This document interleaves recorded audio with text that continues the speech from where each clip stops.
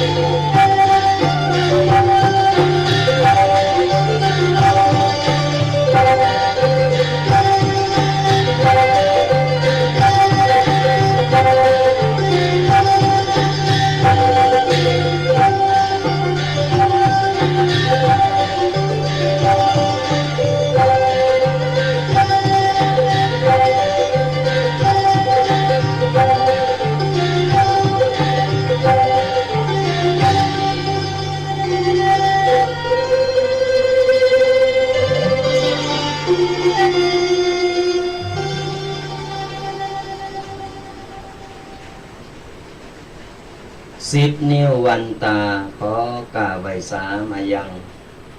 พระเถระพระสังฆาธิการครูบาอาจารย์จุรูปจุตนโดยความเคารพยิ่งขอเจริญสุขเจริญธรรมจงบังเกิดมีแด่ท่านสาธุชนพุทธบริษัทเจ้าผู้จุคนที่กำลังสดับหับฟังอยู่ในขณะนี้เจ้าวันนี้เราก็ได้มาพบปะเจอกับสถาญาติโยมกันแหนมข้างหนึ่งวันนี้ตรงกับวันเสาร์ที่21 พฤษภาคม 2565วันนี้ก็เป็นวันเสาร์ที่เจ้าวันเสาร์ที่เราได้มาพบปะเจอกับสถาญาติโยมกันมาวันนี้ก็ ฝนฟ้าตกสถาญาติโยมทั้งหลายตั้งใดก็ตกหมดเนาะวันนี้ตกโทฟ้ากันก็จะไปตั้งใดก็บ่ได้จะเยะยังก็บ่ได้ แต่การมาฟังตุเจ้ามาฟังตุเจ้าฟังเทศตุเจ้ามาหือธรรมะกันก็ดีบรรยากาศอย่างที่สถาญาติโยมทั้งหลายบรรยากาศแบบโจร ไปแบกหมอนน่ะคนว่า บรรยากาศแบกหมอนเนี่ยนอนห่มผ้าโอ้ยสบายสบายเลยแต่ลำบากแต่ตุเจ้านี้บ่ได้นะ ตุเจ้าก็ต้องปฏิบัติกิจวันนี้ก็ตื่นเจ้ามาเนี่ยก็ปาลูกพระลูกเนนกันว่าจะไปคุมบาตรฝนก็ลงบ่าเลยไม่ได้ไปสักคำเลยกินอาหารฉันอาหารญี่ปุ่นกันเนี่ยที่มีประจำไว้ในวัดฉันอาหารญี่ปุ่นประทังกันไปก่อน แล้วก็ว่ากัน ก็ตามเนื้อผ้าตามสถานการณ์นอกสถานญาติโยมทั้งหลายเพราะว่าฝนฟ้าอากาศประเดี๋ยวพายุมันเข้าเพิ่นเหือระวังเนอะบางอย่างจังหวัดลำปางนี่ตามพ่อข่าวนี่สถานญาติโยมจังหวัดลำปางเป็นดีอินดูปนโอ้ยน้ำโถมกันเป็นน้ำโถมเป็นฝนเป็นลมในอย่างได้ก็ระมัดระวังกันพ่องเนอะไปที่อยู่ไก่ดอยไก่น้ำนี่นะเพราะว่าตอนนี้ฝนฟ้ามันพายุมันเข้านี่ฝนฟ้ามันจะตกมาเรื่อยๆตกเป็นว่าจะแหมหลายวันอยู่สถานญาติโยมทั้งหลายแหมหลายวันอยู่กับพายุนี่นะ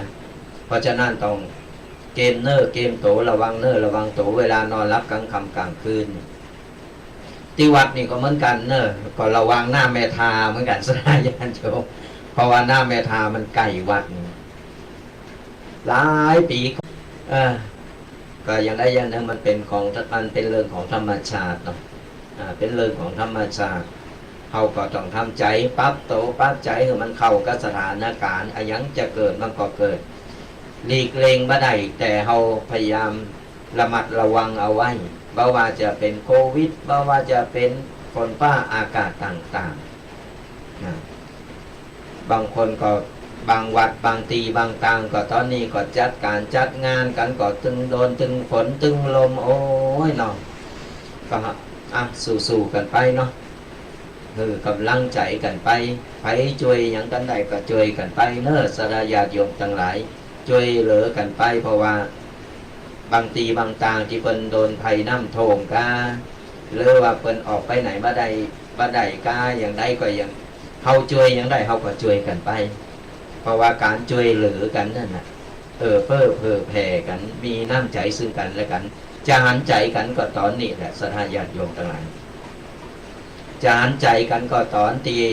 ตกตุกได้ยากกันนี่แหละตอนนี้เป็นตาเปิ้นบ่เมินบ่นั่นก็เป็นตาเฮาเหมือนกันนั่นแหละเฮาช่วยอย่างก็อย่างที่เฮาช่วยได้เฮาช่วยกันไปเพื่อแบ่งปันกันไปเฮาอยู่โลกเดียวกันแล้วเผชิญกับชะตากรรมหลายอันหลายอย่างมาด้วยกันไปที่พอจะ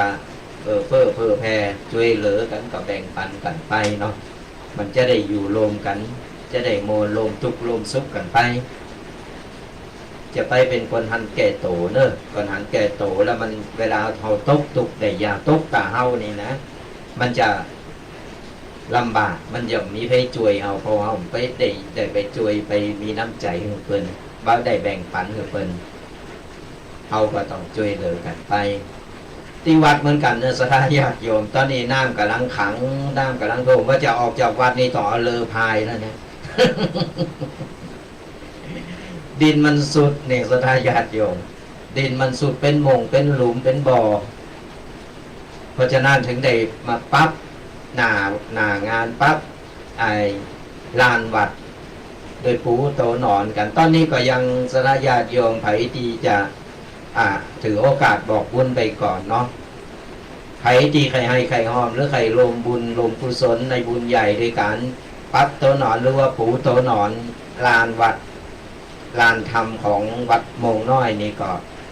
ติดต่อเข้ามาได้เนอะจะเป็นหลังไม้ก็ได้ตลอดเวลาถึงมดถึงมวล450 ตารางเมตรใครจะโฮมบุญตามจิตสนาก็ได้หรือว่าจะเอาเป็นตารางเมตรก็ได้จะเป็นเจ้าภาพตารางเมตร1หรือ2ตารางเมตรก็แล้วแต่จิตศรัทธาตารางเมตรละ350 บาทสราญาติโยมตารางเมตรละ350 บาทถึงมดถึงมวลจับปูนี่450 ตารางเมตรตอนนี้ยังบอกพอยังบอกกบกำลังได้100 กว่าตารางเมตรอย่างสราญาติโยมเพราะฉะนั้นแล้วใครมีจิตศรัทธาใครให้ใครหอมใครลงบุญตามจิตศรัทธาก็โทรเข้ามาได้นะเ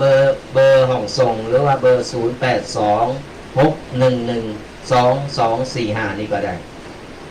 เบอร์เดียวนี่เลยเนาะมันจะได้บังงงกันโทรเข้ามาในเบอร์ของห้องส่งก็ได้หรือห้องสตูดิโอนี่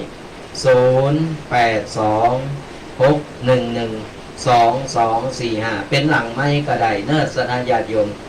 ช่วงหน้าไม้นี่เดียวได้รายการเราก็จะได้มาเปิดสายหน้าไม้เหมือนเก่าเหมือนหลัง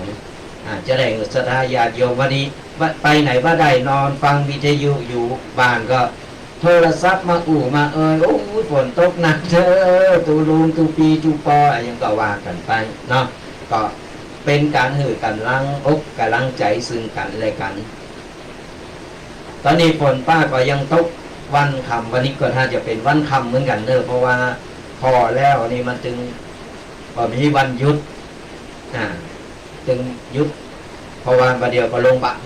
บางทีเสียงอาจจะสอดแทรกเข้ามาเนอะสถานญาติโยมมีเสียงฝนเนี่ยในบรรยากาศแห่งยางเพราะว่าห้องสตูดิโอวัดโมงน้อยนี่จะเป็นห้องที่วัดไม่ได้เก็บเสียงต่อใดจะทำเป็นห้องเก็บเสียงก็ยังปัจจัยก็ยังน้อยอยู่ก็ทำตามนี้เนาะทำตามนี่แต่ว่ามันก็คุ้มฟ้าคุ้มฝนแต่เก็บเสียงได้บางโซนต่ออันเพราะฉะนั้นก็จะมีเสียงฝนตกนี่ปะลงไปตัว สอดแทรกเข้าไปก็เป็นบรรยากาศนี่ได้บรรยากาศทั้งอย่างหนึ่งฟังธรรมะกลางสายฝนเป็นว่า วันนี้เสียงเจ้ามาว่าไปไหนหมอตุกพีเควันนี้หายซักไหนหมอ คนนี้คิดในมนเนาะก็ว่ากันตุกเลิศหรือกับตู้เจ้าตนเดียวอยู่นี่เปิดมามีไผ่นิมนต์ก็เลยอยู่เฝ้าเป็นเปินเป็นกูเป็นกิ้มกับสถานญาติโยมอยู่นี่เป็นที่น้อยใจ ไปก็บอกว่านิมนต์ไปทางใดก็มาเป็นยังเขาก็มามามาเป็นกูเป็นกีนสระญาติโยมกันเอาน้ำธรรมคำสอนเอาธรรมะเอาปกิณกะต่างๆมามากับสระญาติโยมได้เป็นกูคิดหรือว่าจะได้เป็นคติธรรมคำสอนจะได้เป็นแนวทางในการดีสระญาติโยมจะได้นำไปปรับใจกับชีวิตประจำวันกันไปได้ธรรมะไปโตยไข่โหกันไปโตยก่อนไข่โหนักล่ำก็ดีฮะหมอเดี๋ยวโดนสอบตรวจสอบ ก็ว่ากันไปเนาะสระญาติโยมต่างหลายเดี๋ยวท้ายรายการเนอะสระญาติโยมจะได้เอามามา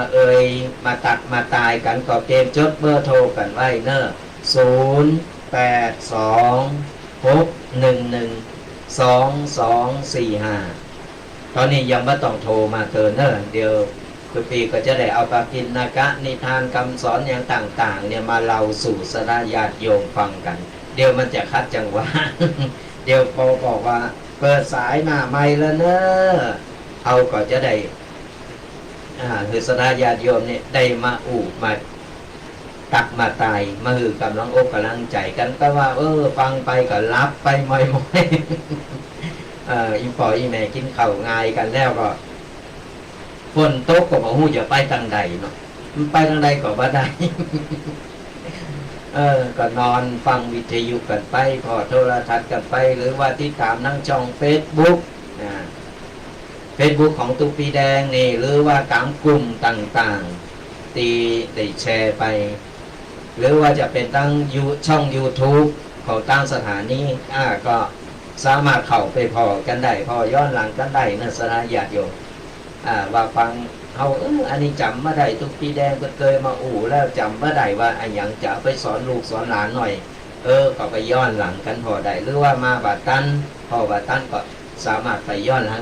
ได้เหมือนกันสนาญาติโยม ก็วันนี้มาตักมาตายกันเรียบร้อยแล้ววันนี้ทุกปีก็จะได้เอาปกิณกะนิทานเลิงแบบเก่าเอามาเล่าสู่สนาญาติโยมได้ฟังกันเป็นนิทานสมัยก่อนเป็นแล้วก็แฝงไปตัวแฝงไปด้วยคติธรรม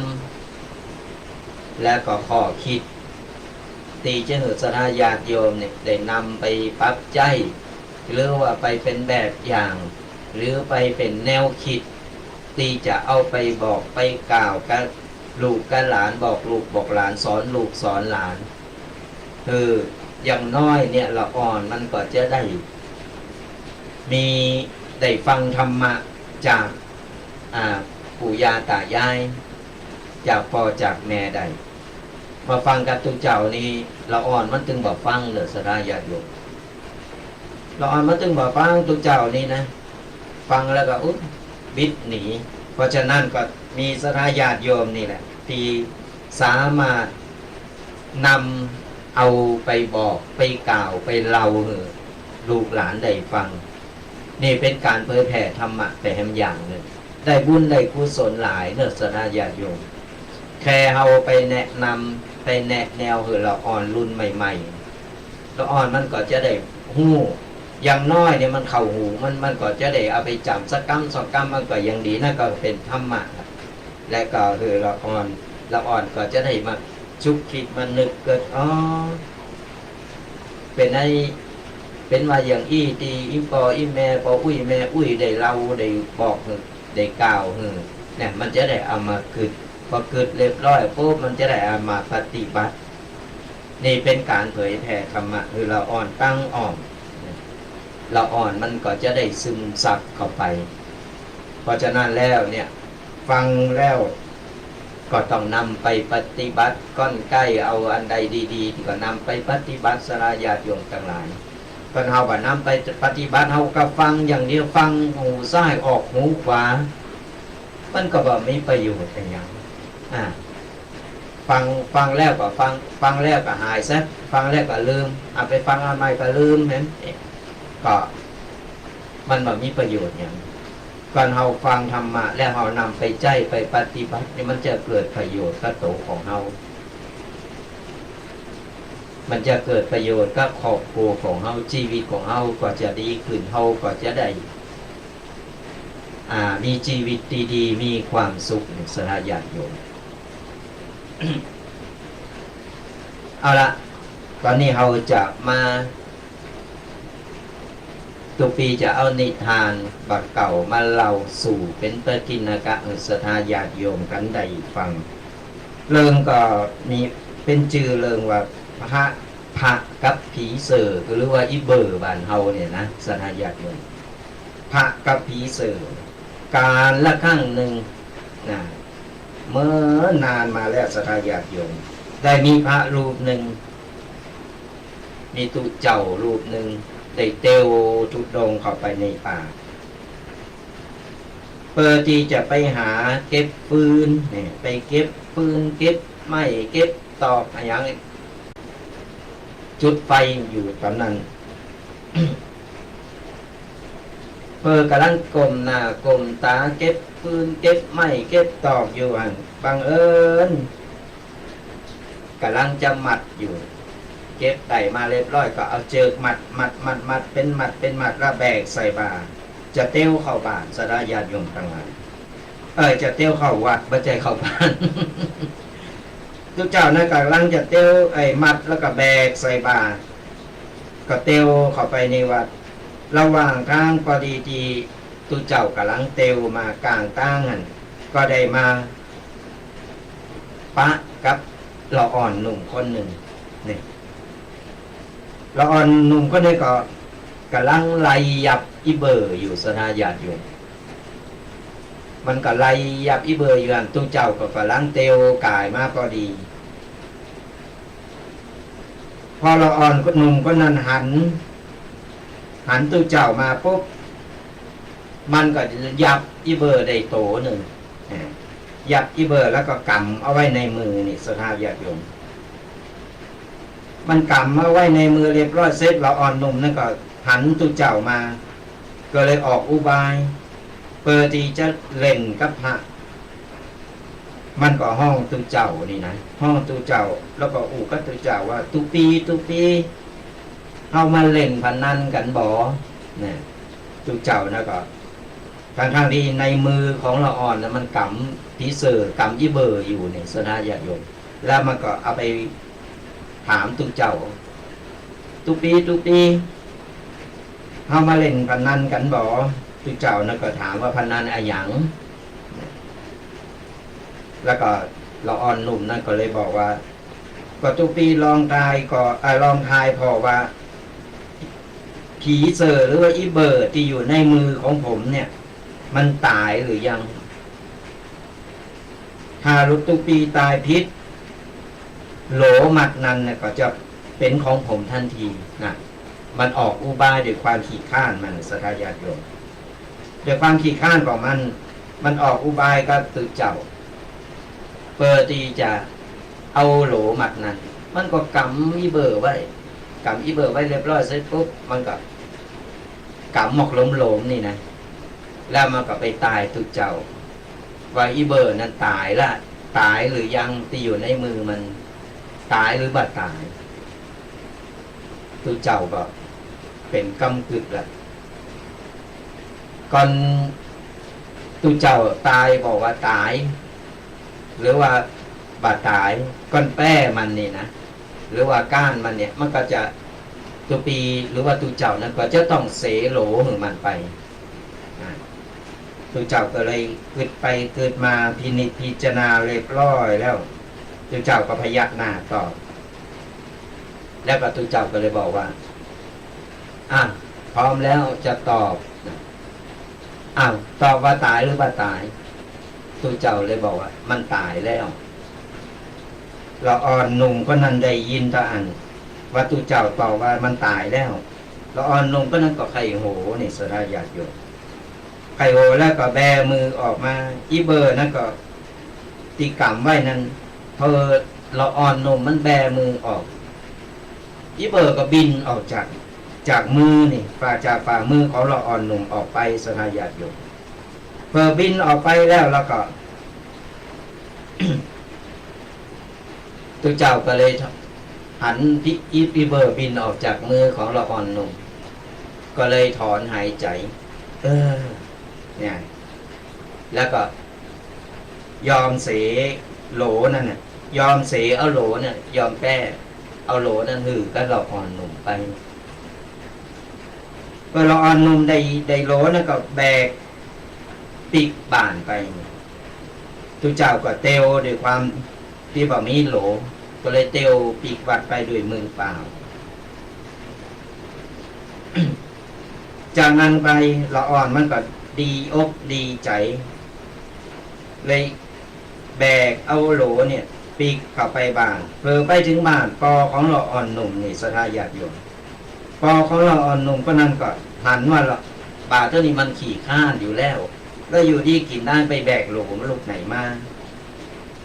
ก็ได้ความเอะใจแปลกใจก็เลยถามลูกตัวเก่าว่า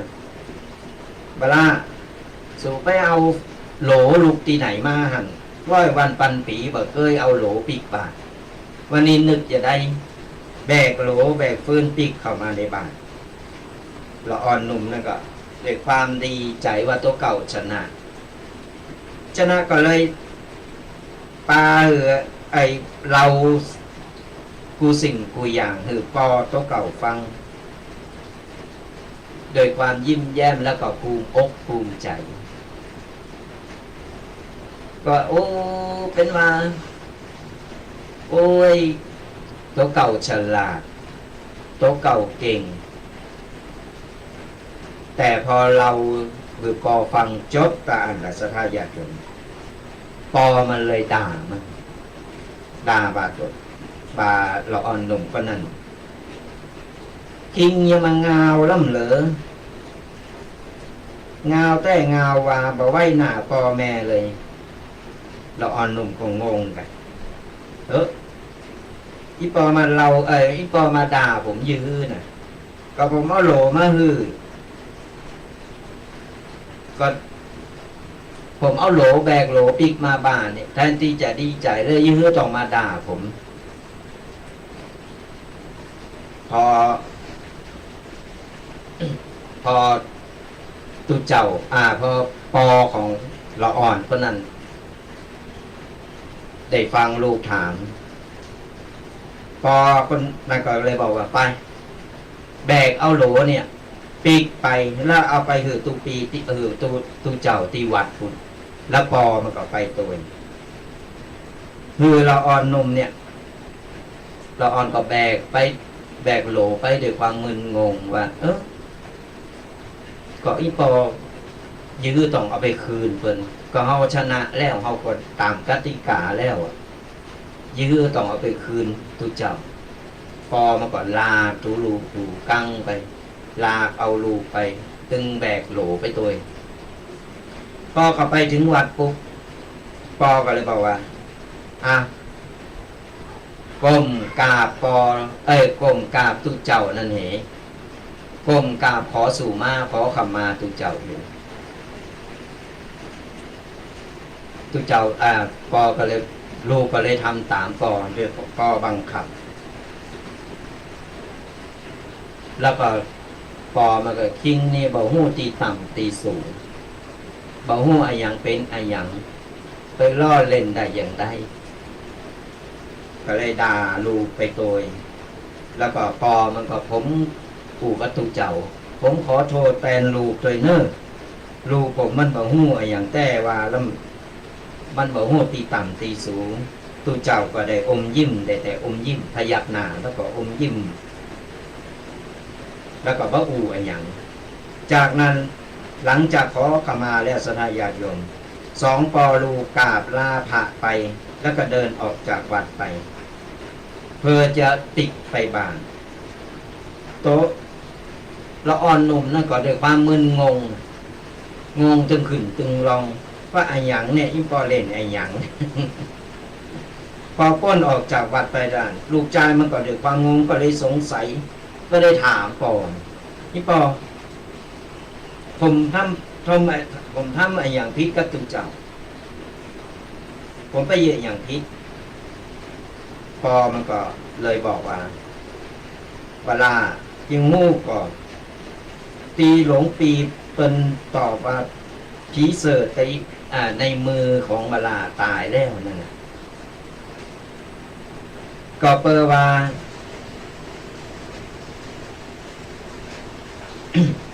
ก็เปว่าแกเนี่ยถึงเด็กปล่อยผีเสือตัวนั้นรอดตัวบาลาก็เลยงงก็ยังไม่เข้าใจว่ามันจะรอดอย่างไรก็มันเป็นตอบว่าตายเนี่ยปอมันก็เลยอธิบายมันฟังว่านี่บาลาก่อนตูเจ้านั้นตอบว่าผีเสือในมือนั้นเป็นคิงก็จะบีบผีเสือนั้นตายเพื่อจะเอาชนะเพิ่นถึงตอบว่าผีเสือนั้นตายแล้วคิงจะเอาชนะโดยการปล่อยให้มันบินออกไปแท ค่เก้าอันเนี่ยตุเจ้าโดยความสงสารโดยความเมตตาเพิ่นฮู้อยู่แล้วว่าบาลาจะต้องทำอย่างอี้โดยความเมตตาสงสารเพิ่นยอมเสียสละโดยการเอาชีวิตเอาโหลนั่นแหละแลกชีวิตผีเสือตัวนั้นไว้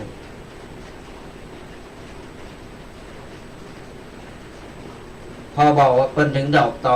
ได้ตอบว่าผีเสือนั้นตายแล้วเวลานั้นหรือละอ่อนนุ่มนั้นมันก็จะได้ปล่อยชีวิตของผีเสือนั้นก็จะรอดไปหนึ่งชีวิตแต่พระทุกเจ้าก็จะเอาชนะว่าละอ่อนนุ่มนั้นบอกว่าโอ้ยมันเป็นมันยังบาตายละอ่อนนุ่มนั้นก็จะบีมันก็จะฆ่าสัตว์ไปในต่อหน้าต่อตาเพิ่นก็เลยตอบยอมตอบแต่เพื่อเสโหลแต่เพื่อแลกกับชีวิตหนึ่งนี่จากนั้นละอ่อนนุ่มคนนั้นก็เลยถึงบางอ้อเข้าใจว่าอ๋อเป็นว่าอย่างอี้กาถึงได้ฮู้ ขอสุมาอภัยด้วย วันนี้เสียงแห่งเสียงไม่ค่อยดีโดนฝนไปเนี่ยนิทานเรื่องนี่สราญาติโยมสอนหือคนหือเฮาฮู้สอนหือเฮาได้ข้อคิดสอนหือเฮาได้คติธรรมต่างๆเพื่อจะนำไปปรับใจกับชีวิตครูคนแรกก็คือพ่อแม่ที่สอนลูกสอนหลานสอนในทางที่ถูกสอนในทางที่ควรครูคนที่สองก็คือครูบาอาจารย์ในโรงเรียนครูต่อมาก็คือเริงราวผู้คนและสรรพสิ่งสรรพสัตว์ต่างๆตีหรือห้องง่ายๆเป็นห้องว่าประสบการณ์ต่างๆคือเฮาเห็นฮู้กับธรรมชาติละอ่อนมันถึงได้แข็งแกร่งได้เห็นฮู้เฮาบ่จำเป็นต้องสอนกันในห้องบ่จำเป็นต้องสอนกันในสถานที่แคบๆปล่อยละอ่อนได้ออกไปเพื่อที่ว่าเขาจะได้เห็นฮู้กับธรรมชาติโลกแห่งความจริงอันอย่างมันเกิดขึ้นได้เสมอเขาได้หาประสบการณ์หลายครั้งตุปีได้เอามาปู่สรญาติโยมเกี่ยวกับว่าสอนลูกเป็นลูกเทวดามันบ่เกิดประโยชน์บ่เกิดผลอะไรอย่างก็เอาหักลูกกรรมโบราณเพิ่นบอกหักวัวหือกูหักลูกหือตีนั่นก็หมายความว่าเฮาหักลูกเฮาไม่ต้องไปอ้อมเพาะอ้อมปล่อยมันหนักล่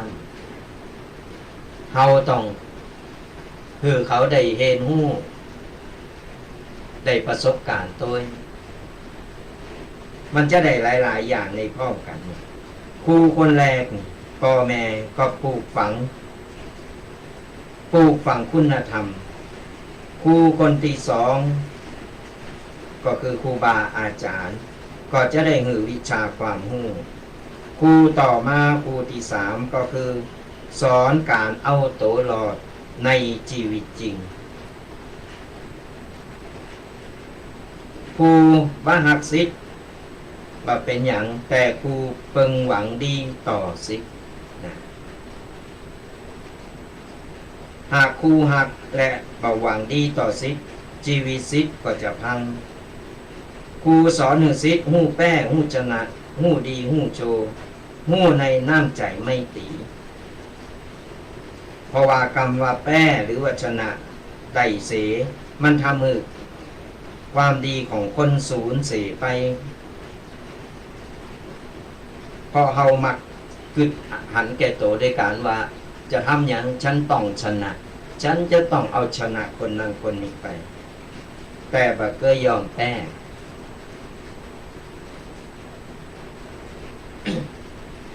เนี่ยนิสัยใจคอของคนเฮาเพิ่นห้องนานาจิตต่างสลายอย่างอยู่ต่างคนต่างคิดความคิดของคนแต่ละคนมันบ่เหมือนกันเฮาฮู้หน้าฮู้ตาฮู้ร่างกายแต่บ่ฮู้จิตใจเขายืนอู่กับเฮาดีๆบ่ฮู้ว่าเขาไปในใจเขาคิดอะไรอย่างมันมีหลายอันหลายอย่างเพราะฉะนั้นสิ่งแวดล้อมต่างๆมันจะสอนให้เฮาเนี่ยได้เห็นฮู้ได้ประสบการณ์ใหม่ๆเฮาก็ต้องไปตีกรอบคือละอ่อนหนักล่ำก่อนเฮาตีกรอบคือละอ่อนเกินไปละอ่อนมันก็จะเกลียดและละอ่อนมันก็บ่หันประสบการณ์บ่ฮู้ประสบการณ์บ่ได้เห็นฮู้โดยตัวเอง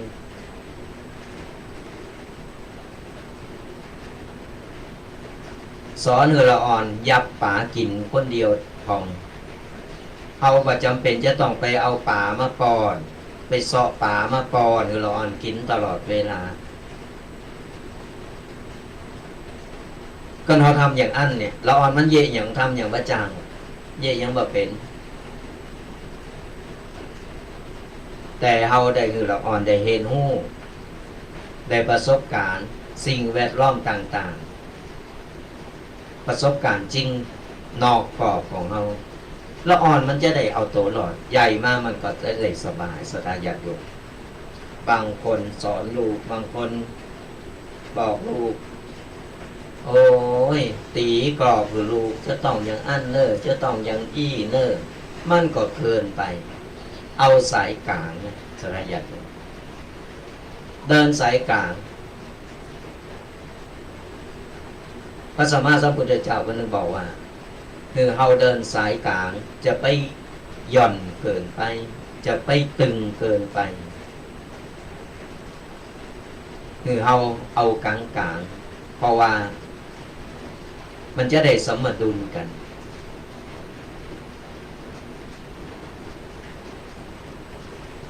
มันบ่เริ่มล่ำกันไปดีล่ำก็บ่ได้ให้ล่ำก็บ่ดีเอาหมอกพออย่างสมณเณรในวัดนี่สดาญาติโยมทั้งหลายโอ้กว่าอย่างที่ฮู้กว่าจะผ่านจากบ้านมาอยู่วัดใดนี่ก็ชนิดที่ว่า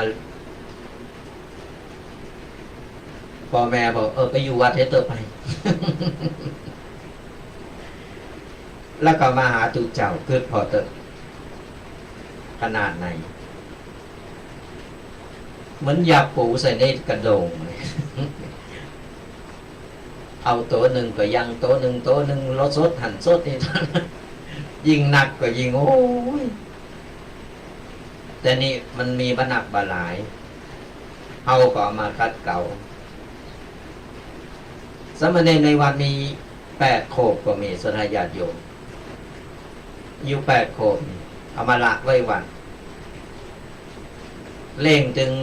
เอาเป็นตึงปอเป็นตึงครูเป็นตึงกูสิ่งกูอย่างเขาเพราะว่าอย่าง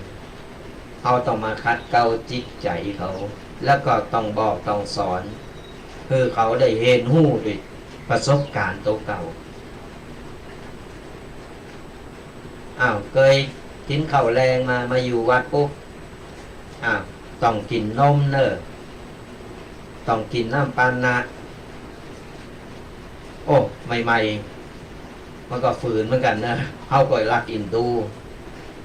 แต่ยังมันหรอกก็จำใจไม่อนุโลมไปมันเข่ามันเกิดความเคยชินมันก็เลยมาถามหานี่แหละสทายาติโยมเฮาต้องฮัดคือเราอ่อนได้เห็นหู้ฮัดคือเราอ่อนได้ประสบการณ์ต่างๆเจ็บนิดเจ็บหน่อยบ่ต้องไปบ่ต้องไปหยังก็ไหนเป็นอะไรหยังเพราะอะไรหยังอธิบายเหตุผลอธิบายเหตุผลเราอ่อนฟังแล้วว่าเป็นเพราะอย่างนี้แล้วต่อไปมันก็จะจำมันก็จะบาทำเห็น สเตอร์มันลนอยู่ในวัดในวาลนเล่นกันเล่นไปเล่นมาเกิดบาดใส่ไปยำอันนั้นอันนี้ขอใส่ปุ๊บเป็นแผลมาเป็นแผลมาก็ถามว่าไปโดนอะไรอย่างแล้วพออะไรอย่างถึงโดนแล้วเกิดมียาบาดใส่นี่เราต้องเปรียบเทียบยกตัวอย่างเอาสมเหตุสมผลละอ่อนมันก็จะได้จำมันก็จะได้เห็นหูแล้วน้ำยางต่อไปมันจะได้ระวังเวลามันจะออกไปทางใดปุ๊บใส่เกิบก่อนแน่มันเป็นอย่างอีกไม่ต้องไปดุไปด่าเขาหนักไม่ต้องไปโอ้เขาหนักเอากลางสลายญาติโยมเหตุถือผลเขาละอ่อนประเดียวมันเก่งกว่าเฮาอีกเพราะฉะนั้นแล้วเนี่ยละอ่อนประเดียวนี้ดีบดีเฮาบัดตั้งเขานะ ยิ่งเทคโนโลยีขึ้นมาในใหม่ๆนี่ครับก็ต้องบอกตอนนี้มันสอนเฮาแห่งสั้นอยู่ถึงวันนี้นะมันไหวพริบมันดีแต่ทั้งนี้ทั้งนั้นเฮาก็ต้องคอยสอดส่องดูแลตัวเองกูสิ่งกูอย่างมันมีถึงคนใดคนเสีย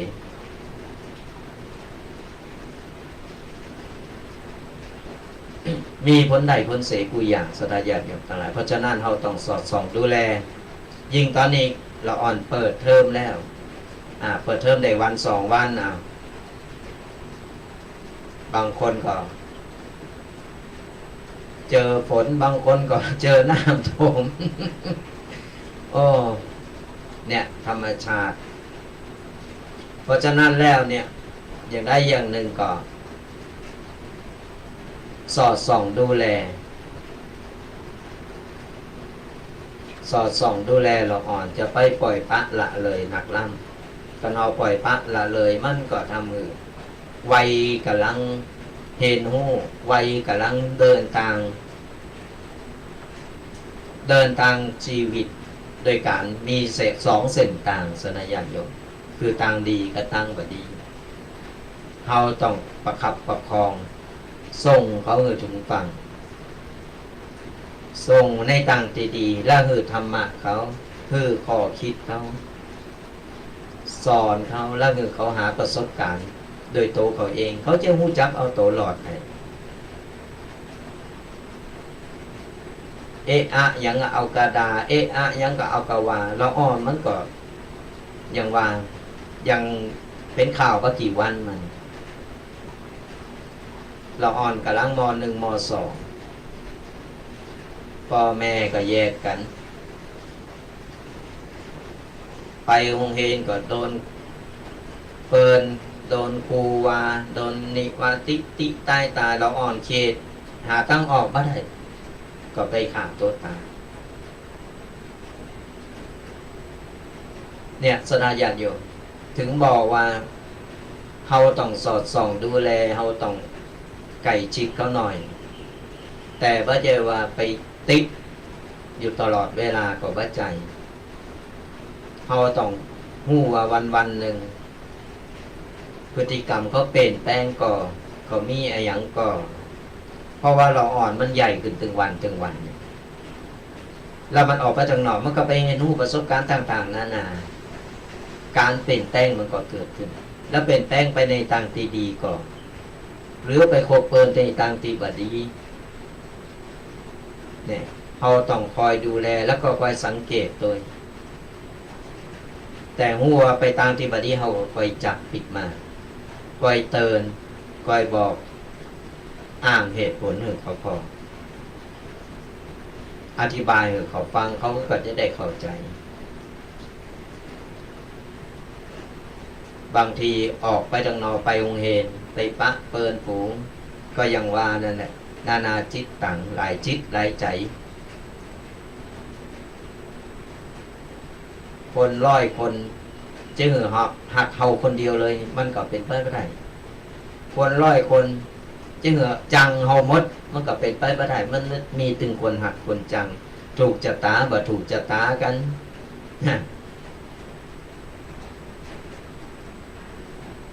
เพราะฉะนั้นแล้วเนี่ยเขาก็ต้องพอห่างๆโดยการคอยสอดส่องดูแลคอยพอพฤติกรรม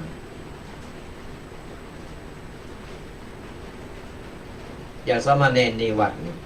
ไปองค์เฮนวันแรกสทายาติโยมปีกมาฟ้องเป็นได้ไปองค์เฮนวันนี้องค์เฮนเปิดใหม่มีละอ่อนนักสมณเณรใหม่เข้ามาหลายรูปหลายตนมีแฮมคนหนึ่งมีแฮมตนหนึ่งเข้าใหม่เหมือนกันเข้ามาปุ๊บเป็นนักเลงมาเลยนี่สทายาติโยมตัวน้อยอยู่เป็นนักเลงมาถึงเตียวกายมากับพระปะสมณเณรติวัดเตียวมาเอามือประตบโหบนโป๊ะ โดยบ่มีเหตุผลเนนก็ปิกมาฟ้องก็เลยบอกว่านั่นแหละต่างคนต่างจิตต่างใจเฮาก็บ่ฮู้ว่าไผเป็นอย่างใดถูกการเร่งดูมาเป็นอย่างใดแต่อันนั้นในมือเฮาฮู้ว่าเขามาอย่างอันแล้วก็เลยบอกสมณเณรว่าคือเฮาห่างๆนี่เฮาก็ต้องไปไกลฮู้ว่าอันนี้มันเหม็นเฮาก็ต้องเอามือไปกำแล้วมาดม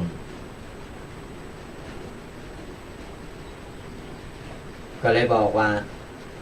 อ้าวแล้วตบเขาตบแล้วจะเฮาทำอย่างใดสมณเณรก็บอกว่าผมก็เตวหนี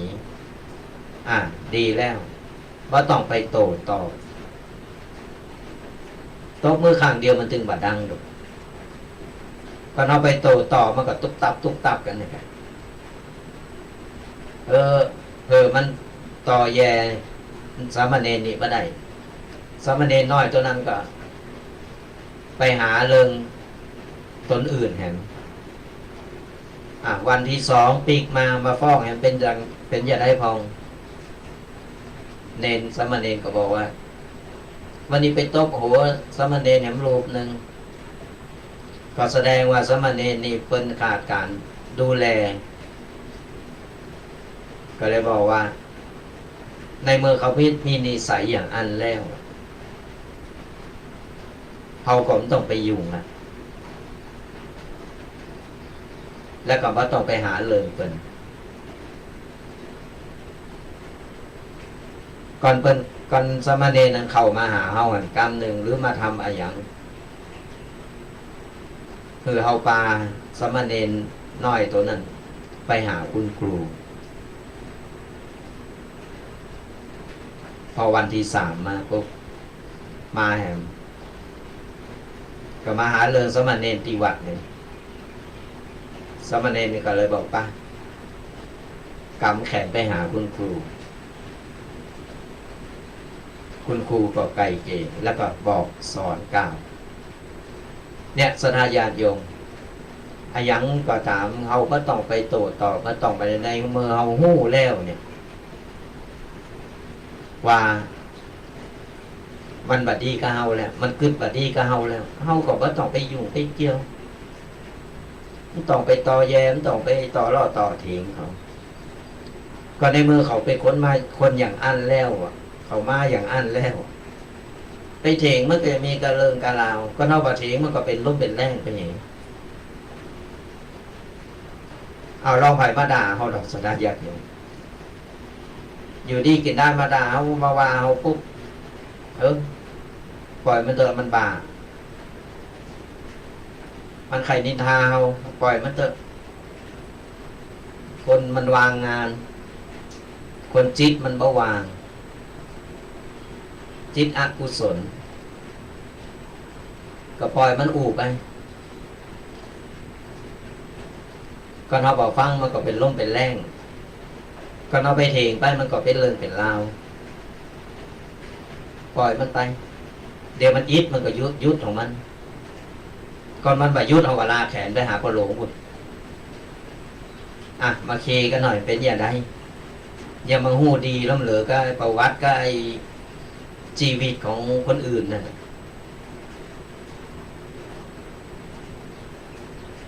เป็นหน้าที่มีหน้าที่เป็นนักข่าวนะ เนี่ยสถานญาติโยมทั้งหลาย การอยู่โรงกันนี่ก็เรามีความเฟื้อเผื่อแผ่มีการแบ่งปันหู้จักหักหู้จักหืออภัยชีวิตเขาก็มีความสุขเขาก็ต้องไปโกก็ต้องไประแวงอย่างไพจ้าอย่างได้กระจางมันเตอะอย่างที่บอกนะมันมีถึงคนหักคนจังในเมื่อคนที่เป็นแบบหวังดีกับเขาเป็นจังเขาเป็นไขว่าอย่างก็ปล่อยไปเถอะดีแบบดีเขาโตกับโตเพิ่นปุ่นน่ะก็เหมือนไปรษณีย์อยู่ดีกินได้ส่งมาหาเขาแต่เขาบอกจ้างเขามาหักมันก็ตีปิกไปตีเก่าเพิ่นปุ่นต้นต่อมาอย่างใดมันก็ต้องปิกไปตีเก่ามันชีวิตมันก็บ่มีความสุขสนะอย่างเดียวแม้แต่ตุเจ้าพระเนรตุเจ้าพระเนรก็เหมือนกันขนาดอยู่ในวัดก็ยังมีหันมีหนีวันแบน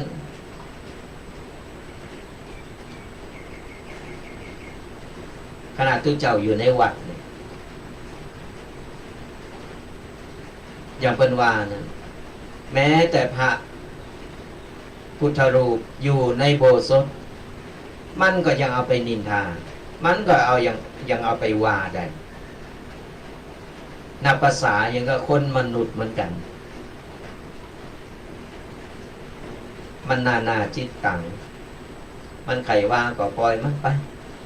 ต้องไปต่อล่อต่อเทงก็มันนักเข่าก็คนไปอู่มานั่งจับเข่าอู่กันเลยมันเป็นอย่างได้อย่างได้มันก็จะได้จบกันไป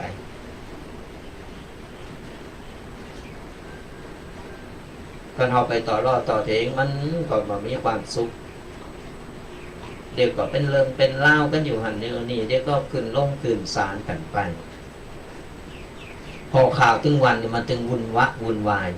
บึดอันหนึ่งนี่อย่างล่ำเลยก็บอก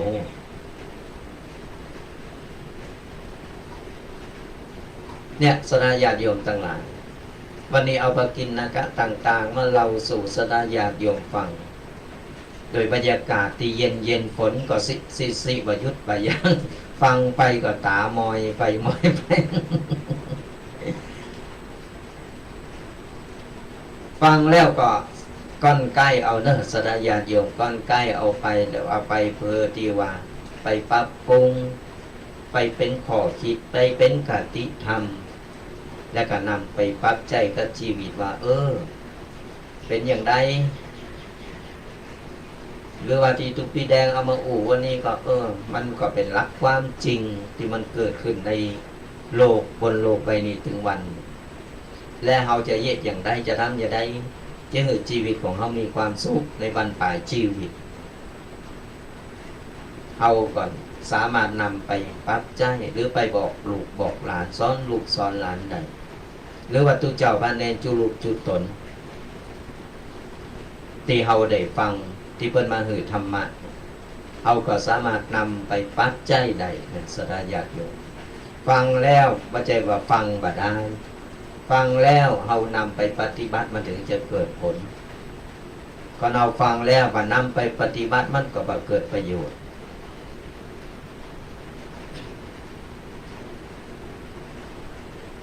ก็เหมือนกับตุเจ้ากับพีเซอร์กันตุเจ้าตนนี้ว่ามีความเมตตาก่อนตอบไปว่าเพื่อจะเอาชนะคือตัวเก่าเอาชนะก่อนตอบไปว่ามันเป็นชีวิตหนึ่งชีวิตมันก็จะต้องตายไปเพื่อความสะใจเพื่อความสบายใจเราอยู่บนโลกใบนี้เราต้องมีความกรุณาความเมตตาความอาทรซึ่งกันและกันเพราะว่าชีวิตนั้นจะเป็นชีวิตอะไรอย่างก็ตาม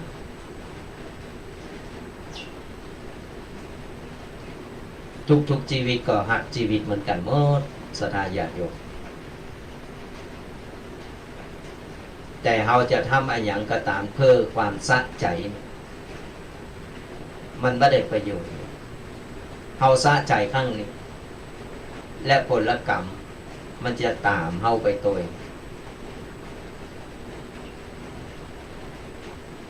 อย่าคนเป็นมาชอบชอบนินทาชอบหูเริงเจ้าบ้านนั่นก็ความสะใจของเพิ่น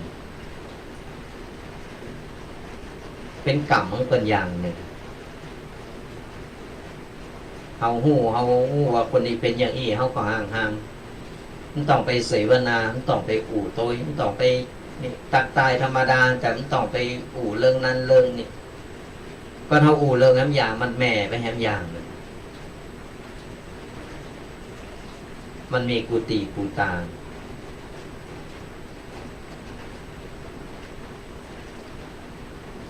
บ่ว่าวงการไหนบ่ว่าที่ไหนมันจึงมีศรัทธาญาติโยมให้คนประเภทหมู่เนี่ยมันมีตั้งแต่สมัยพุทธกาลหมดแล้วเพราะฉะนั้นเราเจอคนประเภทนี้เราก็ทำใจเองเราไม่ต้องไปต่อล่อต่อเทงไม่ต้องไปต่อแย่กับมันปล่อยมันก่อนเรากึดได้อย่างนี้เขาก็มีความสุขนอนฟังธรรมะไปในบรรปลายชีวิตเขาก่อนอยากใครอยากยังก็กินใครทำยังก็ทำไปเอาอิทมาเหมือนแล้วถึงเวลาที่เราต้องพักผ่อนคือความสุขในชีวิตของเราในบรรปลายชีวิตของเรานี่แหละชีวิตก็มีความสุขฟังธรรมะไปทำบุญไปเป็นการสั่งสมบุญตายไปเขาก็มีสเสบียงมีสมบัติติดเนื้อติดโตเข้าไปก็คือบุญกับบาปอย่างอื่นเขาขนใส่รถไปถึงไหนเผารถเผาลาตัวเผาว่านั่นนี่ตัวก็ถึงมาได้ขนาดเอาตังเอาสตังยัดปากอยู่ในปากแต่ก็ยังเอาไปมาได้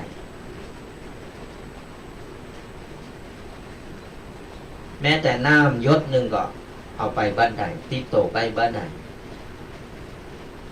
นอนเป็นตอนไม้กึ่งดึงยืนมือออกมาแล้วคือคนเอาน้ำมาหดออกมาปุ๊บมันก็ไหลลงในขันในพานนั่นโลไหลลงไปหมดเพื่อเพิ่นเอาไปเผาได้กระบุญกระบาปไป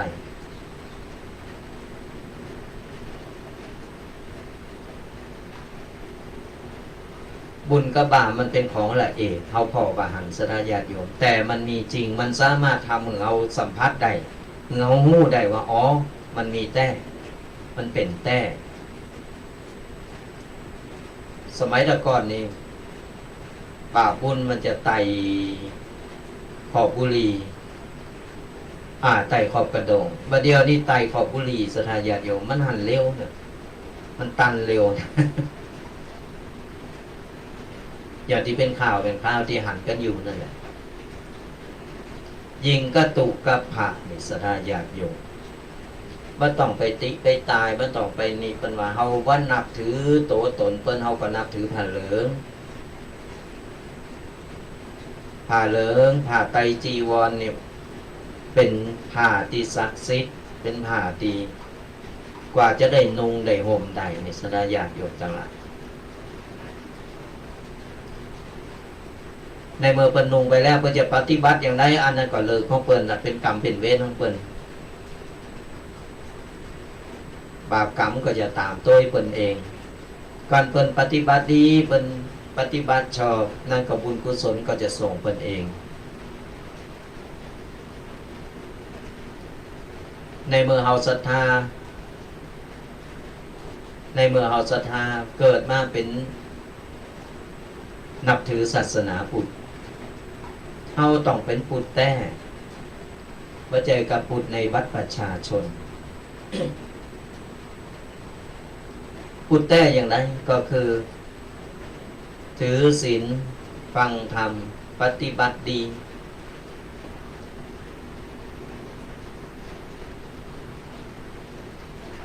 นั่นคือพุทธ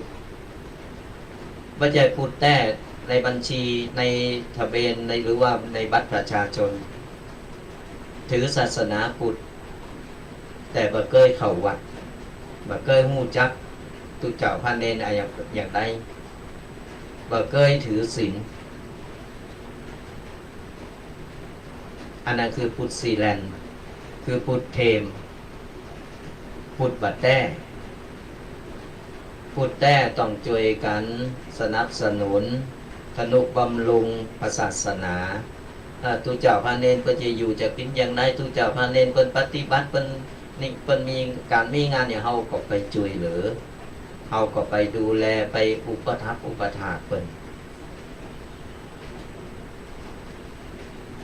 เพราะตุเจ้านี่ก็ต้องอาศัยศรัทธาญาติโยมที่คอยมาดูแลคอยทนุบำรุงช่วยกันก้นศรัทธาญาติโยมเมื่อเขาวัดก้นนี้ศรัทธาญาติโยม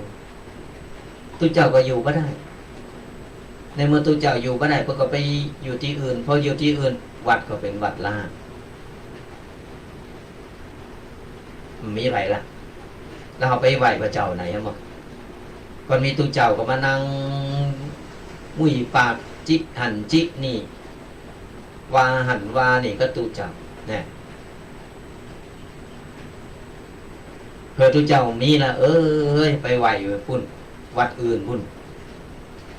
วัดตัวเก่ามีตุเจ้ามาอยู่ก็บ่ได้ไปคุยเพิ่นว่าเพิ่นนะ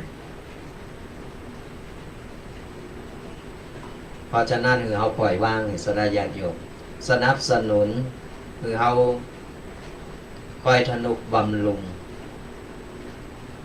ว่าจะไปทุ่มเทหรือว่างมงายอะไรอย่างล่ำเหลือทนุบำรุงดูแลช่วยเหลือคือกำลังอกกำลังใจกันไปนั่นตุเจ้าก็มีกำลังใจอยู่ถึงวันศีลวันพระก็เข้าวัดก็ว่าไปตามประเพณีหีดหอยว่าเก่าของเฮาเข้าวัดเข้าว่าไปอย่างน้อยเนี่ยตุเจ้าก็ชื่นอกชื่นใจว่ามีพอออกไม่ออกเข้าวัดเข้าว่าวันศีลวันธรรมไปฟังธรรมไปฟังธรรมะกันไปสวดมนต์มันโมนมีลูกมีหลานสนับสนุนหือเห็นสนับสนุนหือโบสถ์ตามประเพณีหีดหอยเก่าๆประเดี๋ยวว่าอันเด้อโอ้เวลามันเคยมีนะเขาบวชสัก3 วันเลยก่อนใส่ผ้ายังมาจางนะ3 วันสดาญาติโยมเพราะที่ชื่อว่าโบสถ์มันก็ถูกแต่โบสถ์เฮาก็ต้องมาเห็นหู้คัดเกลาตัวว่าใจว่ามันโอ้ยอากาศหนาวลนผ่านน้ำชิวอาบน้ำแล้วมันเหมือนอย่างนั้นขี้ใครยังไม่ได้คัดเจอสบู่ไม่ได้ถูขี้ใครไม่ได้คัดมันก็บ่เกิดประโยชน์อย่างเพราะอย่างน้อยมาโบสถ์ก็ได้เห็นหู้ได้คัดเกลาจิตใจละอ่อนตัวคือละอ่อนได้เห็นหู้ตัวเนี่ยมันถึงจะได้บอกว่าโบสถ์เป็นน้อยเป็นนานมาแล้วเป็นคนซุกมาแล้วแต่เดี๋ยวเอาส่วนมากนี่จะเอาความสะดวกสบายขอบทสัก3 วันเลยมันฟังบรรยากาศก็หาเวลาที่มันวางๆก็มาโบสถ์ก็ได้เอาตีวางอย่างน้อยสุดสัก7 วันหรือ15 วันก็ยังดีนะมันก็ยังได้เข้าโบสถ์ได้สวดมนต์ครูบาอาจารย์ก็จะได้สอนได้บอกได้กล่าวมันก็ยังได้หู้ไปหน่อยเพราะฉะนั้นแล้วเนี่ยสนับสนุนสดาญาติโยมทั้งหลายสนับสนุนเราอ่อนคือเขาได้เห็นหู้ จึงตั้งโลกตั้งธรรมเปิดโอกาสให้เขาอย่างที่ว่านะโอ้จะไปรอนจะไปเห็นพิเศษบ่ได้ไปก็มันได้โบสถ์ก็เราอ่อนฟังอย่างอีกต่างๆคออ้างนี่โปรดทบยกมา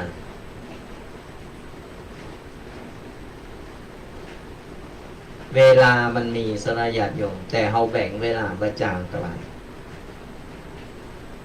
เวลามันมีเตากันโม่24 ชั่วโมงเฮาแบ่งเวลาอย่างไรล่ะเวลานี้เฮาจะทำอะไรอย่างเวลานี้เฮาจะทำอะไรอย่างก็เอาใจเวลาแบ่งเวลาจางเวลามันเหลือเปิดลึกแต่ก่อนเฮาสูญอันบึดอันหนึ่งบึดอันหนึ่งเวลามันกับ24 ชั่วโมงกับพอหู้จักแบ่งเวลาหู้จักจัดตารางชีวิตโตเก่าจัดตารางชีวิตอย่างไรเราจะดำเนินชีวิตไปอย่างใดตื่นเจ้ามาว่าวันนี้เราจะทำอะไรอย่างก่อนเราจะไปอย่างใดเรามีอะไรอย่างข้างคาอยู่ก่อนเราจะสะสางอย่างก่อนนี่เราต้องวางแผนงานของเราวางตารางชีวิตของเรา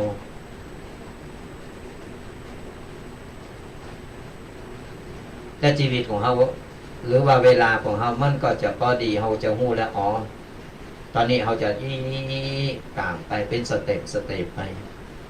นี่แหละเป็นห้องเราวางตารางชีวิตของเราใจตื่นมาปุ๊บกินข้าวกินกะล้างหน้าล้างตากินข้าวเรียบร้อยเสร็จปุ๊บวันนี้ไปทางใดดีจ้าน่ะวันนี้จะเอาอย่างใดดีจ้า เป็นกำกึดอยู่ฮะมันก็เลยบ่มีระเบียบในการจัดระเบียบชีวิตโตเก่า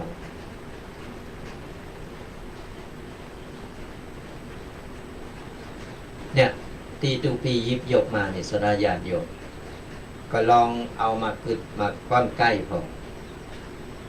เดี๋ยวท้ายรายการจะหรือสถาญาติโยมได้มาอู่มาเอ่ยมีเรื่องอย่างจะมาเล่าสู่กันฟังหรือมีเรื่องอย่างจะมาอู่มาเอ่ยมาตักมาตายกันก็ชงท้ายรายการก็สามารถโทรกันเข้ามาได้แต่ตอนนี้ยังไม่ต้องโทรยังไม่ได้เปิดสายหน้าใหม่สถาญาติโยมแต่จะบอกเบอร์โทรไว้ก่อนบางทีบางท่านกำลังเข้ามาฟังรายการใหม่หรือว่าฟังแล้วลืมตัวปีเมาก็บอกเบอร์โทรสักเตอเวลากดก็กดบัตรตั้นเปิ้นสักเตอซ่อมหูตาบดีก็งมซ้ำจดเบอร์โทรเอาไว้เนอ082-611-2245ก็เดียวท้ายรายการเปิดสายหน้าไมค์สระญาติโยมได้มาอู่มาเกยมาตักตายกันฟังอยู่ตั้งใดจ้าโอ้ตอนนี้ฝนตกเนิดตุตอนนี้นอนห่มเผาห่มอยู่ก็ลุมแล้วก็ฟังวิทยุไปโดยโอ้มีความสุขก็มาเราสู่กันฟังมาฟังกับตัวเจ้าตนเดียวอู่งอบก็ตัวนี้ยาอู่เมินล่ำเหลือยังเปิดสายหน้าใหม่จะได้อู่พองก็ดีเนี่ยกระเดียวสายหน้าใหม่เนาะ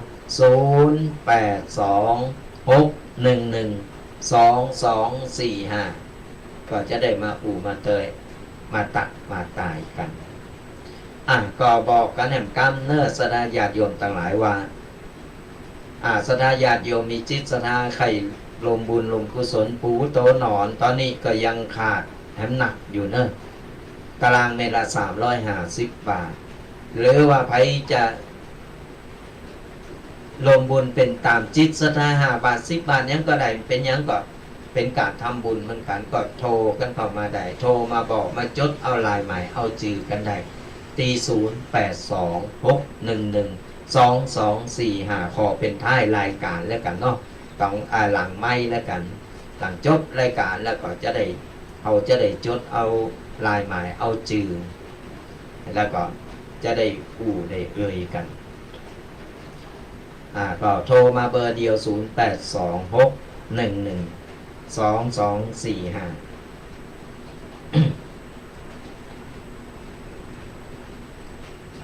เนี่ยสถานญาติโยมทั้งหลาย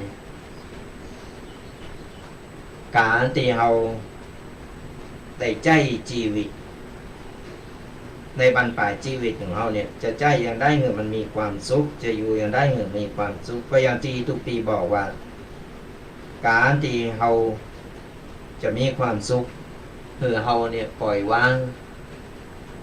ต้องไปสนใจเรื่องอะไรอย่างของคนอื่นเปิ่นทำใจสบายสบายจะปล่อยวางดีกึดดีทำดี3อย่างเลยเนี่ยเราก็อยู่อย่างมีความสุขไข่โหไปโมนไปใจชีวิตของเราไปก่อนเราบัดทำอย่างนี้นี่มันมีการเลิกการลาวเข้ามาในหูเข้ามาในสมองวันหนึ่งบึดเริงหนึ่งมันจึงบายุดบายั่งและตัวเฮาเองนี่แหละตีจะอิดจะมีจะลำบาก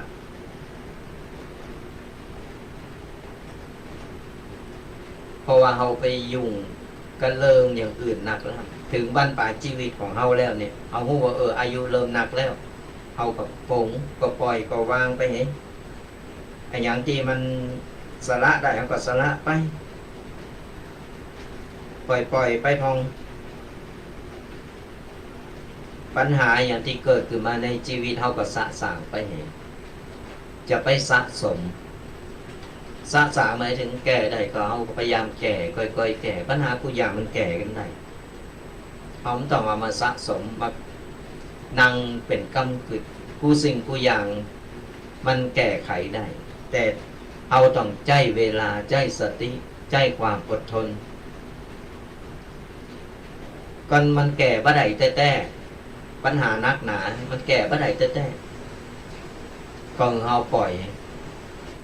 คือการเวลามันแก้ไขได้เองการเวลามันจะแก้ไขของมันไปเองเฮาบ่ต้องไป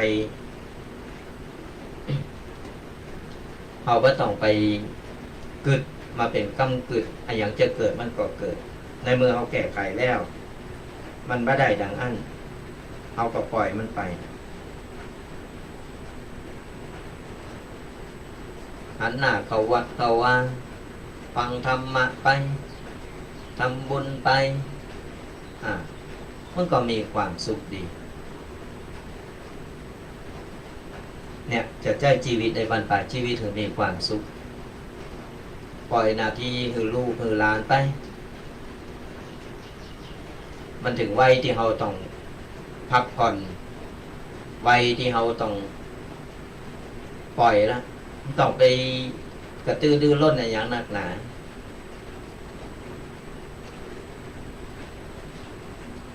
บางคนนี่ยิ่งเท่าก็ยิ่งงกเนอะไม่ใช่ว่าไผ่นะ ยิ่งเท่าก็ยิ่งหิยิ่งหายิ่งเก็บยิ่งก็บอกว่าจะหิหาอย่างล่ำเลยก็อย่างที่บอกตายไปก็มันก็ไม่ได้อย่างสักอย่างมีกระบุญกระบาป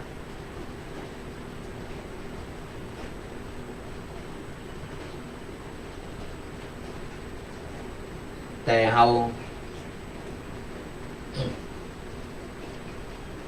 สั่งกุศลสั่งบุญสั่งกุศลเอาไว้นะตายไปเฮาก็สบายมันต้องไปรอว่าตายไปแล้วเดี๋ยวเราอ่อนลูกหลานมันตึงตาลไปหามันต้องไปหวังใหม่ๆมันก็จะต้านอยู่เมินไปมันก็ใครลืมใครเลินไปสู้เฮาสั่งสมเอาไว้ตานไว้ปลายปางหน้าเน้ออย่างน้อยเนี่ยเฮาก็จะได้ไปปะตายไปปุ๊บโอ้เนี่ย บุญกินบุญตาที่เราได้สร้างได้ทำเอาไว้ตอนยังมีชีวิตอยู่กองโกะกองโกรธอยู่บนบุญเอาก็ไปเสวยสุขบุญ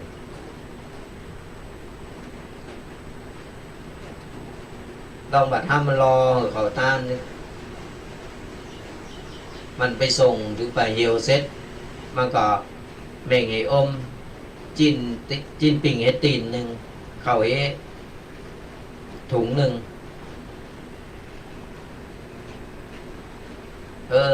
มาทำบุญได้2-3 ครั้ง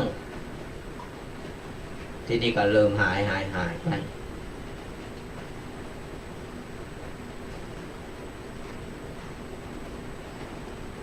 บุญกุศลไผ่ทำคนนั้นก็ได้สดาญาติโยมไผ่บัตรทำคนนั้นก็บ่ได้มันมีการไปซื้อไปขายมันจะไปปลูกเอาบุญเนอะมันปลูกเข่าที่ไหนแต่เราสามารถสั่งสมได้มีสามารถที่ว่าทำบุญได้ตอนเรามีชีวิตตายไปแล้วเราทำบุญก็ได้แล้วมีก็ไปหับกรรมดีหรือกรรมชั่วเท่านั้นหลักธรรมคำสอนเพื่อถึงได้บอกได้สอนได้กล่าวตลอดว่าเฮาเนี่ยมันสั่งสมบุญมันทำบุญตอนยังมีชีวิตอยู่มันต้องไปรอคนนั้นคนนี้ตามไปหาลูกหลานตามไปหา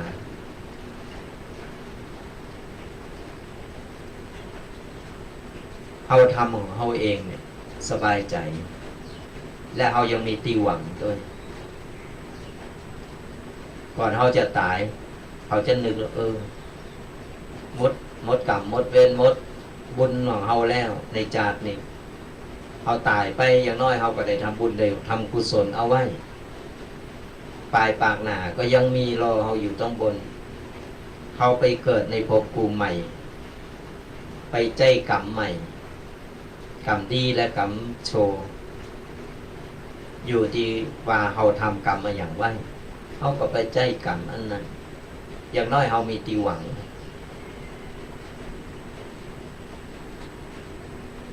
เนี่ยเขามันสั่งสมบุญเอาไว้เล็กๆน้อยๆทำไปเตอะสัทธาญาติโยมเพราะว่าบุญอย่างบ้านไหนก็ตามก็เขาบอกพร้อมเขาก็ยกมือไหวอนุโมทนาสาธุเขาก็ได้บุญได้กุศลเหมือนกันฟังธรรมะก็ได้บุญได้กุศลอย่างสนาญาติโยมฟังอยู่บ่เดียวหรือว่าจุลุจุตนเป็นการฟังธรรมะนำธรรมคำสอนขององค์บวรพระสัมมาสัมพุทธเจ้าเขาอยู่ในศีลในธรรมก็อย่างที่บอกบ่เดียวมันสมัยบ่เดียวมันสบายอยู่ที่บ้านเขาก็ฟังธรรมะได้อยู่ที่ไหนก็ฟังธรรมะได้อยู่บนรถก็ฟังได้ในเมื่อถ้าเรามีจิตใจที่จะทำอยู่ที่เจตนาของเราเอาธรรมะเป็นกูเป็นกีมอยู่มันโมนฟังแล้วสบายใจฟังแล้วได้บุญได้กุศล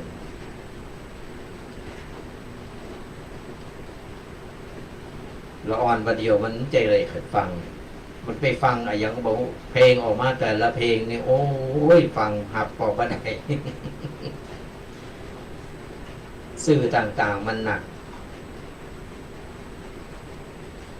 ก่อนเรามีธรรมะอยู่ในใจแล้วเราไม่ต้องไปโกอย่างสดาญาติโยมทั้งหลาย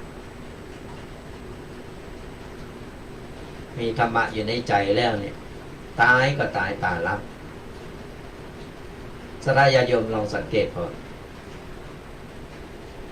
เวลาคนเฒ่าไก่ตายไก่สิ้นลมนี่นะลูกหลานจะเอาวิทยุนี่ฟังตุเจ้าเตฟังตุเจ้าคือธรรมะนี่นะก็จะนอนฟังนั่นแหละอยู่ในศีลในบุญอู่ทะเลบุญรับก็รับในอู่ทะเลบุญรับไปวอยไปเพื่อนกรรมอยู่บนสวรรค์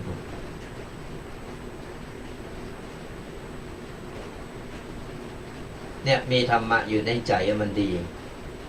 เพราะอย่างน้อยเรามีแนวทางตีบอก จี้นำทางไปในทางที่ดีในทางที่ถูกต้องลองบอกมีธรรมะอยู่ในจิตในใจบ่เคยฟังธรรมะบ่เคยเข้าวัดเข้าว่าบ่เคยฟังตุเจ้าบ่เคยเสวนาอย่างกับตุเจ้ามันมีการเลิมการลาพอข่าวถึงวันก็ถึงมีถึงวันข่าวให้ถึงโมนพอธรรมะมันเข้าก็ถึงพ่อขาลูกขาพ่อขาแม่โอ้สารพัดอย่างกูอ่านกูอย่างสถาญาติอยู่เดี๋ยวกันเนอะขออนุญาตหับสายกันเจริญพรฮัลโหลจากทางใดสัตว์กันแปลงฝนตกอยู่เนาะตกเสะยื้ออยู่เดียวนอนคุมโปงก่ะ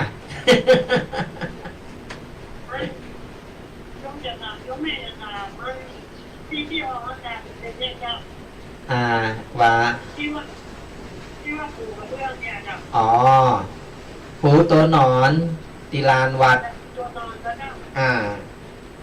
พอดินมันสุดหน้ามันโทปูตัวหนอนใหม่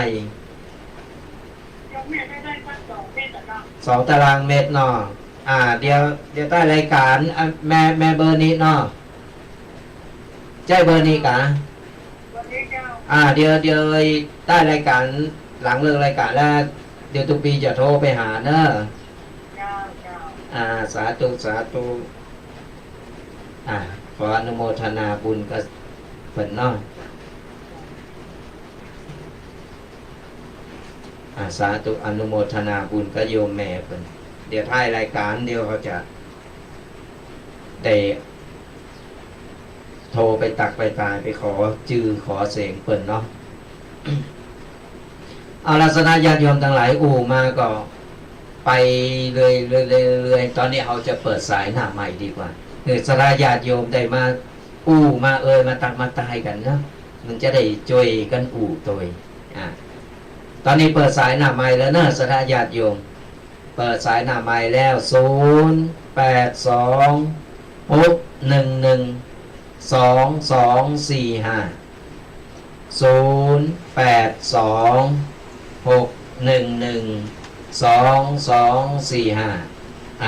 ตอนนี้เปิดสายหน้าไมค์คือสถาญาติโยมได้มามามาตักมาตายกันแล้วก็โทรกันเข้ามาได้เลยเนอะโทรกันเข้ามาโทรม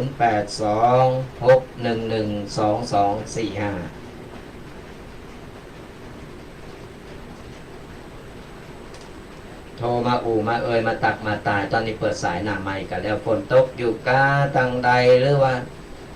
รับไปก็ฟังไปเขาหับสายกันนะเจริญปอนเสียงแจ๋วมาแล้วจากตั้งใด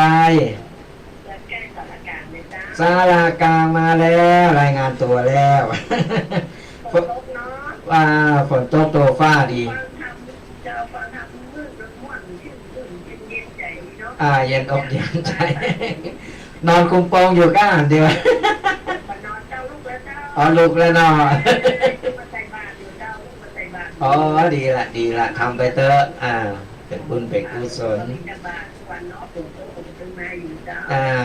อันนี้ก็เหมือนกันเนี่ยเกมโตก็ลูกพระลูกเนรแล้วบอกปะตื่นมาก็ลงบะเป็นอย่างนี้มีอาหารญี่ปุ่นอยู่เป็นอย่าง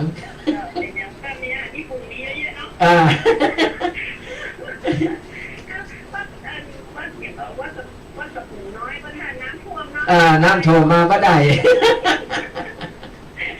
น้ำโถมาก็ได้วะ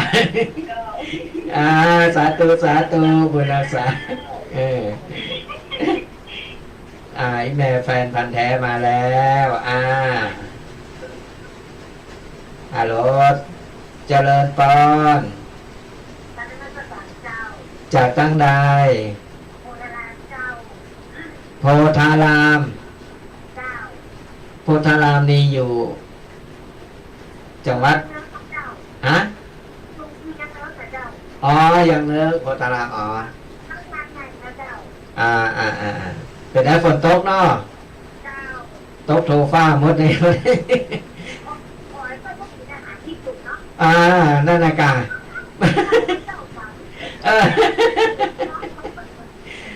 วันนี้บอกลุงเนนว่าลุงเนนวันนี้พระอาจารย์จะพาไปฉันอาหารญี่ปุ่นนะลุงเนนบอกนะแหมนอกอดเอาอด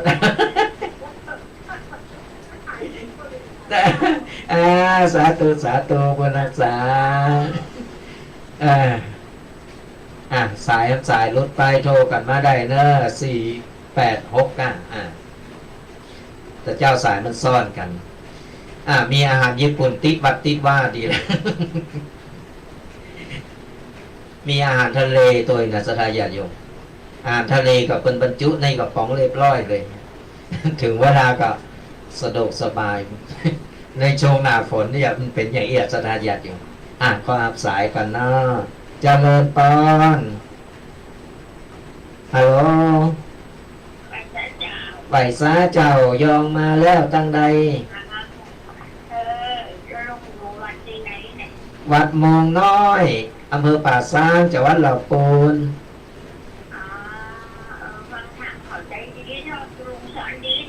สอนดีเนาะที่แม่อยู่บ้านไหนนี่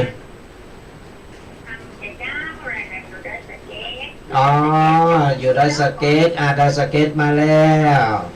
แฟนคลับดอยสะเก็ดก็มีหลายแต่โทรมาแค่คน2 คนสาธุสาธุบุญรักษาเด้อมันมีกันหมดอะแม่มันจะหนีป้อนก็คณะตึกพระเจ้าอยู่ในวัดอยู่ในโบสถ์นี่ก็ยังมีปัญญาไปดินทาทางนอกเนี่ยเขาก็ต้องทำใจหน่อยเขาโตเขาทำใจเอามันหนีป้นเขาปิดปากเขาก็ได้เขาก็ปิดหูเขาสาธุสาธุคุณรักษาสาธุครับศึกษาเลย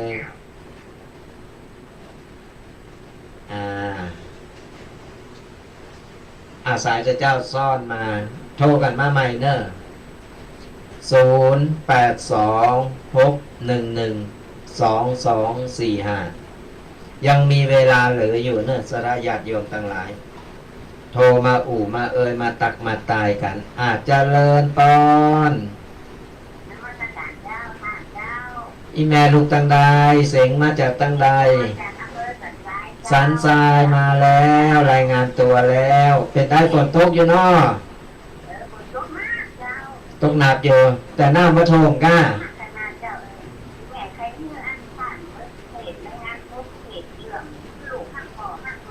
อ๋อ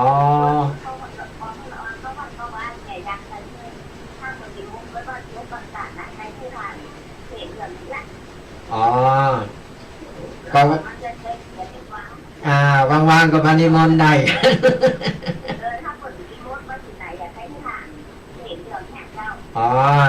ได้ใจ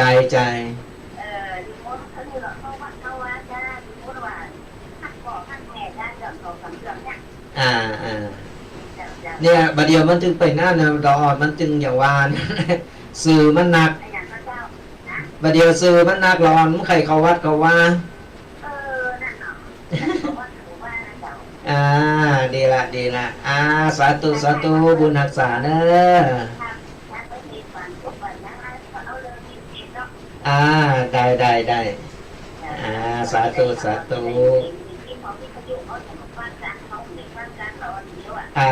จได้กันเดี๋ยวจะเอาบัตเตดเนาะสาธุหับสายต่อไป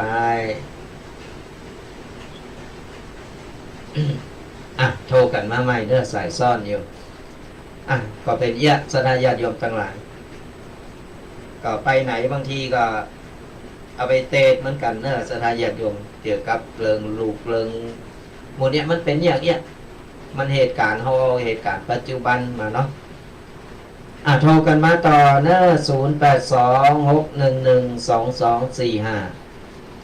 หับสายก่อนนะเจริญปอน เจ้านมัสการเจ้า จากตั้งใด มันต่อเจ้า บ้านต้อบ้านต้อนี้เชียงใหม่กะ ยังไงเจ้า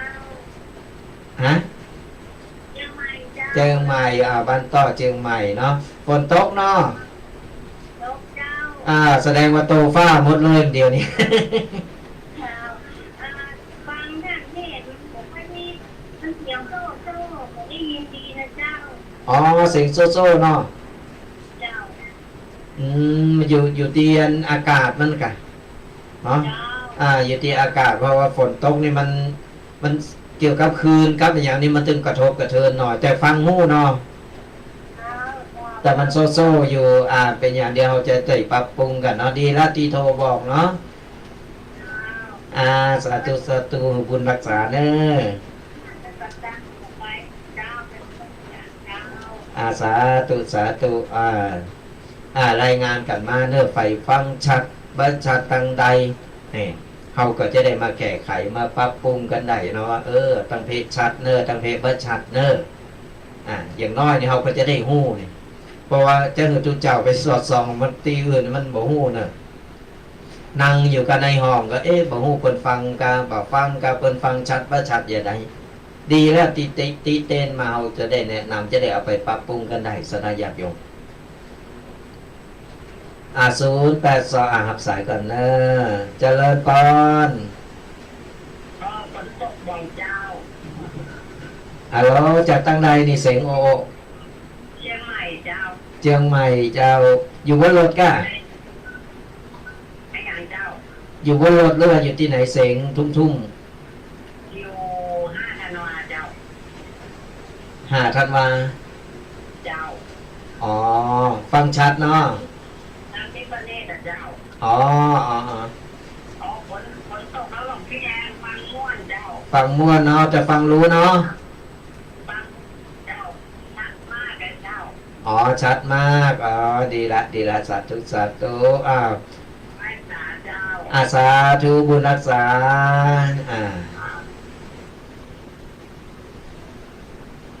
หันสายหนึ่งเนาะโทรมาใหม่เนอะ หลายตีหลายตั้งวันนี้เพิ่นฟังเพิ่นได้โทรเข้ามารายงานมาบอกว่าดีละสนาญาติโยมทั้งหลายเขาจะได้ฮู้ว่าไผฟังอย่างตั้งใดพองนะเป็นการคือกำลังใจกันมา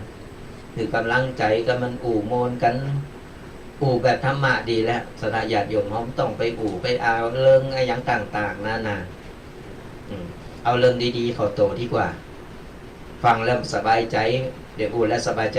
เจริญปอนฮัลโหลเจริญปอนจากตั้งใด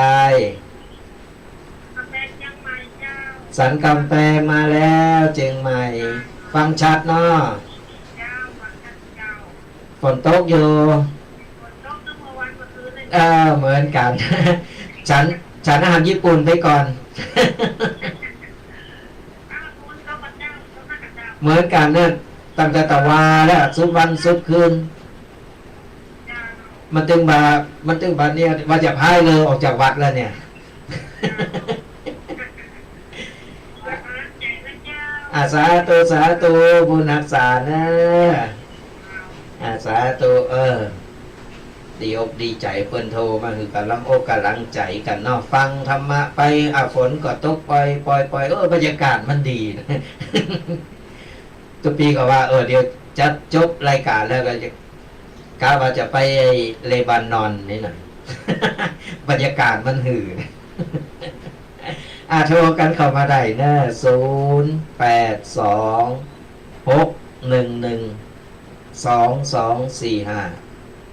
082-611-2245โทรมาคือกำลังอกกำลังใจกัน ยังมีเวลาเหลือให้มันเป็นครึ่งชั่วโมงสนาญาติโยมวันนี้อู่กันเต็มตีเลยเนอะวันนี้กูท่องกูท่องเป็นลบเป็นวันน้ำโถมวัดเป็นกำหัว เลยมาบ่ได้ก็เลยฉายเดียวมีไผมารูใหม่ดีวะกูเตอไปกูท่องไปไหนเดี๋ยวรูใหม่กันเนอะตกน้ำบ่อนี่เมื่อต้องเอา ขึ้นใดเอาอย่างไปหือไม่ต้องเอาเจอไปหย่อนหือนะเอาไม้ไปรอนั่นน่ะคว้ามับขึ้นมา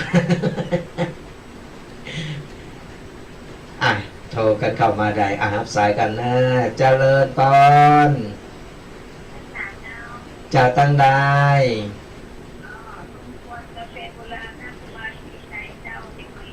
อ๋อตรงตรงตีนในพระธาตุเนาะอ๋อเป็นได้ฝนตกกับทุกคนนะตกหนักขนาดเลยอ๋อช่วงนี้ไม่ได้ไปช่วงก่อนนี่ไปบ่อยเนาะไปกราบช่วงนี้ไม่ได้ไปโอ้คนยังแอวหนักอยู่เนาะอ๋อด้านอากาศท่านมหาประสิทธิ์ไปก็ทุกปีติดงานเลยไม่ได้ไปสักครั้งอ๋อครับเพิ่นก็โจนบอกพอดีทุกปีติดงานเลยไม่ได้ไปสักครั้ง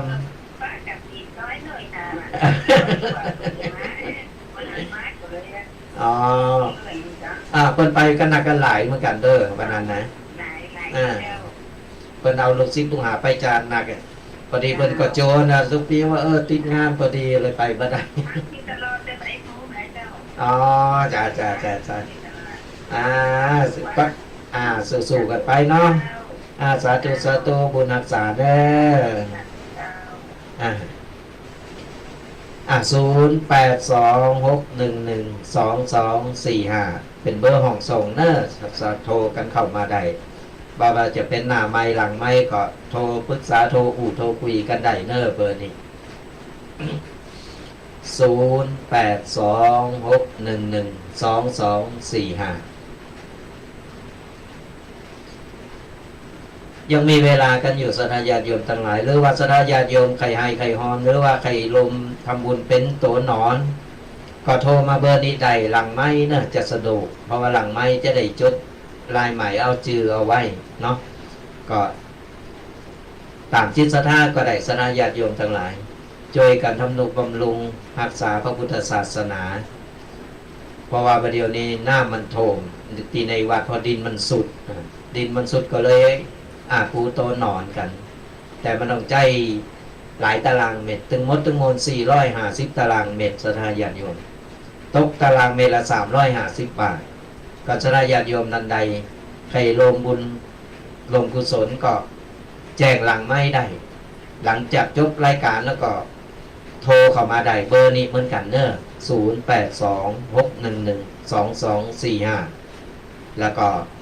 เขาจะได้ปูอย่างเสร็จเรียบร้อยเขาก็จะได้มาเฉลิมฉลองมาทำบุญกันแห่งกรรมหนึ่งเนาะก็เพื่อสถาญาติโยมจะได้อิ่มบุญกันเต็มตีก็หรือว่าจะตามจิตศรัทธาก็ได้เนอะจะให้จะห้องตามจิตศรัทธา5 บาท10 บาท20 บาทยังก็ว่าไปก็ติดต่อกันมาได้ในหลังไมค์0826112245ตอนนี้เรายังขาดเจ้าพาแพ้มหนักแพ้มหลายอยู่ถึงหมด450ตารางเมตรยังเหลือตอนนี้กำลังได้อยู่ประมาณ100 กว่าตารางเมตรเองเพราะฉะนั้นแล้วหากสถาญาติโยมมีจิตศรัทธาใครหายใครหอมก็ขอน้อมเจริญพรกันได้เนอะ0826112245จะโทรหลังไม้หน้าไม้ก็ได้แต่จะให้สะดวกก็ต้องโทรหลังไม้ดีกว่าตัวปีจะได้จดเอาลายใหม่เอาจื่อไว้ตัวก็โทรกันเข้ามาสถาญาติโยมกำลังอกกำลังใจฟังธรรมะวันนี้แล้วเป็นอย่างไรฟังแล้วเย็นจุ่มอกจุ่มใจเหมือนสายฝนที่ตกลงมา ฟังไปเคิ่มไปฟังไปไข่โหไปนี่แหละเป็นการเป็นเพราะว่ามีอรรถรสในการฟังธรรมสมัยประเดี๋ยวเป็นพัฒนากันด้วยเหมือนสมัยแต่ก่อนจะฟังธรรมจะฟังอย่างที่นี่โอ้ยต้องเตียวเข้าวัดพุ่นวันศีลวันพระพุ่นต้องรอวันศีลวันพระนะมานั่งฟังธรรมกันวันศีลเตอเนี่ยก็โอ้ยหิวเอาตะกร้าหิวเอาสิ่งของต่างๆเข้าวัดกับวัดเดี๋ยวรับสายก่อนนะเจริญปอนอย่างก็แมนครับตัวเจ้าเคน้ำท่วมวัดมาปะได้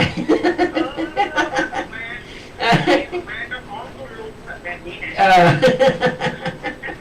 ม่อยู่เพชรอย่าสตาร์ทจะใหม่จ้ะ อ๋อสันทรายมาแล้วฝนตกเย็นนี่เนาะ ฝนตกนะ ตอนนี้ก็เมื่อมันตกโทฟ้าเหมือนกันเมื่อวันพูก็ยังบอกว่าจะหยุดก่อน แม่ฝนตกนะไม่น่าผมนี่ดีไม่ ดี มันเย็นดีเนาะเย็นดี สาธุสาธุบุญรักษานะตุลุงเคเลย น้ำโถมวัดออกวัดมาได้ ว่าจะเอาเฮอไปหับอยู่แล้วนะ ก็โทรกันเข้ามาได้นะ0826112245ตอนนี้ตุเจ้าก็ต้องตุนนะตุนอาหารไว้แหละ อาหารทะเลอยู่ในกระป๋องเนี่ยแล้วก็อาหารญี่ปุ่นนี่ต้องเก็บไว้แหละวันนี้ก็ฉันตั้งวันคำ ตื่นมาลูกพระลูกเนรวันนี้ไม่ได้ออกสายการบินเด้อไว้อีกอ่ะก็แล้วผมจะฉันอะไรกันไม่เป็นไรเดี๋ยวพาไปฉันอาหารญี่ปุ่นไว้อย่างนี้ ก็เลยทำอาหารญี่ปุ่นของเขาได้ฉันกัน ก็ประทังกันไปก็เป็นรสชาติของชีวิตสลายญาติโยมมีตึงให้ตึงดีมีตึง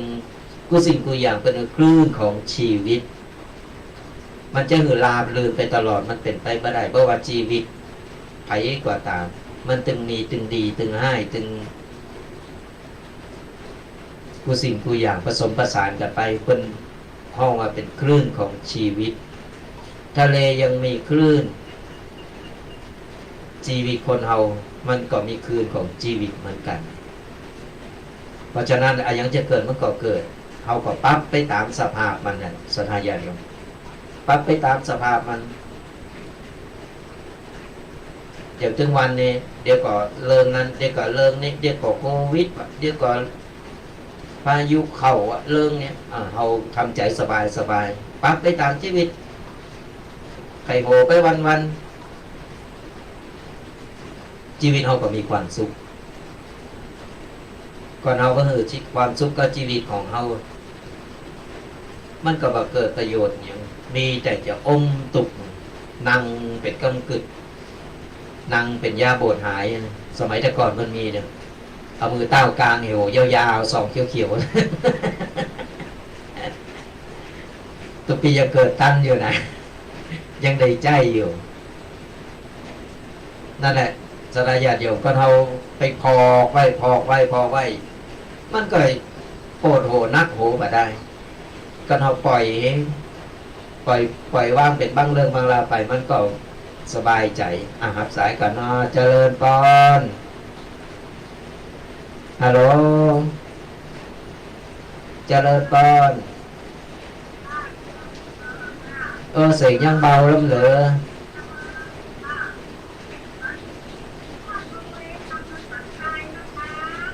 สันทรายเสียงเจ้าเยอะเสียงไก่แล้วเหรอ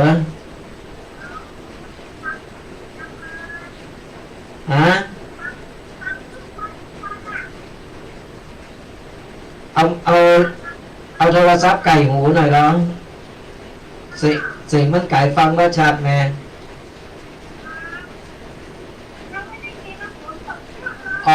ฝนตกเยอะไม่ได้ยินได้ยินแล้วเมื่อกี้ได้ยินแล้ว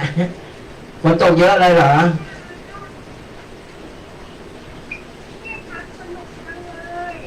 เทศสนุกเนาะแสดงว่าสะอาดสาธุบุญรักษา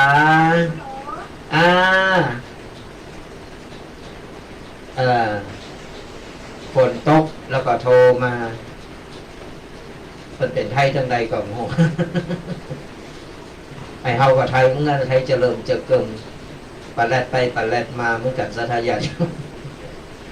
เนี่ยปั๊บไปตามชีวิตปั๊บไปตามการเวลาของเฮาจะไปซีเลยจะไปเขตก็มันหนักกาจะเกิดมาข้างหนึ่งเนี่ยคือเฮาได้รสชาติหลายๆรสชาติมันจะได้เติมเต็ม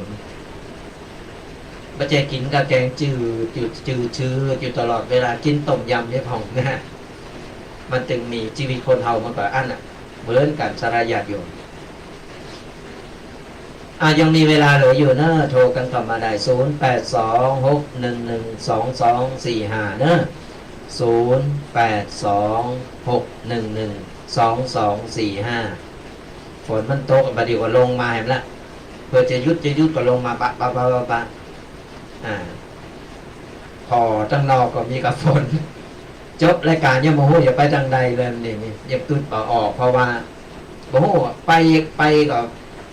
จะไปอย่างใดล่ะ ฝนมันตกก็อยู่ปุ่มอยู่กะวัดกะวา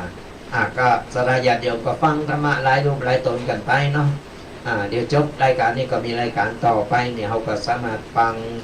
เอาธรรมะเป็นตีเปิงนั่นแหละสลายญาติโยมมันจึงไปไหนเอาฟังไปก็โมนไปหือกำลังใจกันไปจูลุกจูตนนี่โอ้เปิ้นก็มีธรรมะเขาเปิ้นมาอู่มาเอ้ยมาตักมาตายสลายญาติโยมกันมันก็โมนกันไปเอาก็ได้ฟังธรรมะบรรยากาศอย่างเอี้ยนอนฟังธรรมะอยู่บ้านโอ้ยโมนสบายดีโทรกันเข้ามาได้เนอะ0826112245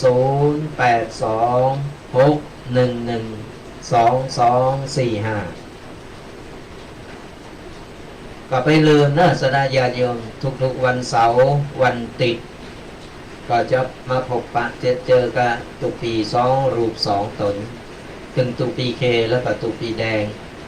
ตุปีเคอยู่วัดสับปุงน้อยตุปีแดงอยู่วัดมงน้อย2วัดนี่เป็นกูท่องเพิ่นห้องตุเจ้าป่าต้องโกนะไปทางใดมันนึงตีกันอยู่นั่น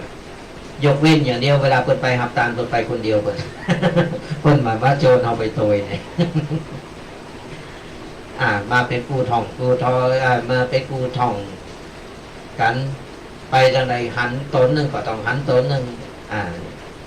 เพื่อนเขาว่าเป็นกัลยาณมิตรที่ดีต่อกันนะมีอย่างเขาก็ช่วยเหลือกันไปมีอย่างก็แบ่งปันกันไปอย่างศรัทธาญาติโยมเหมือนกันเนอะอย่างศรัทธาญาติโยมตอนนี้ระวังต่อไปเนี่ยน้ำมันจะโถมน้ำป่าไหลหลากลงมาเนี่ย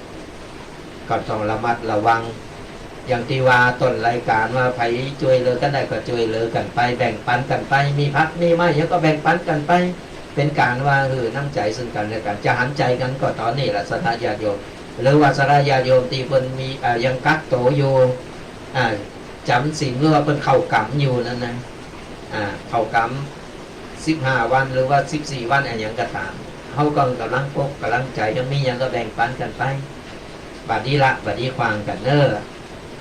สายการเจริญพร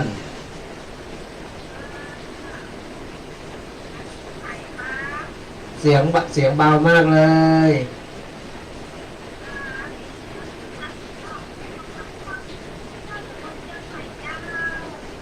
จากจังหวัดเชียงใหม่อำเภอสันทรายฝนยังตกหนักอยู่เนาะ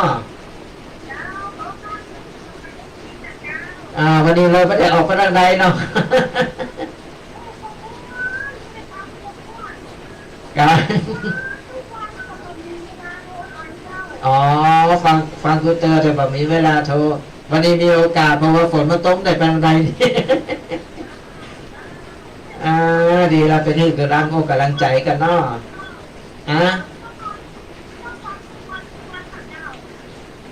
ฟังจึงวันดีแล้วล่ะฟังธรรมะจึงวันดีแล้ว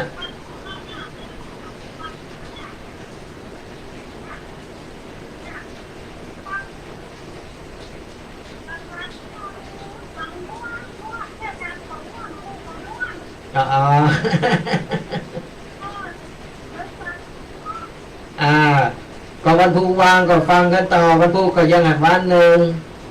เวลาเดิมสาธุบุญรักษาเนอะฟังก็ม่วนว่าแต่เป็นเวลาโทร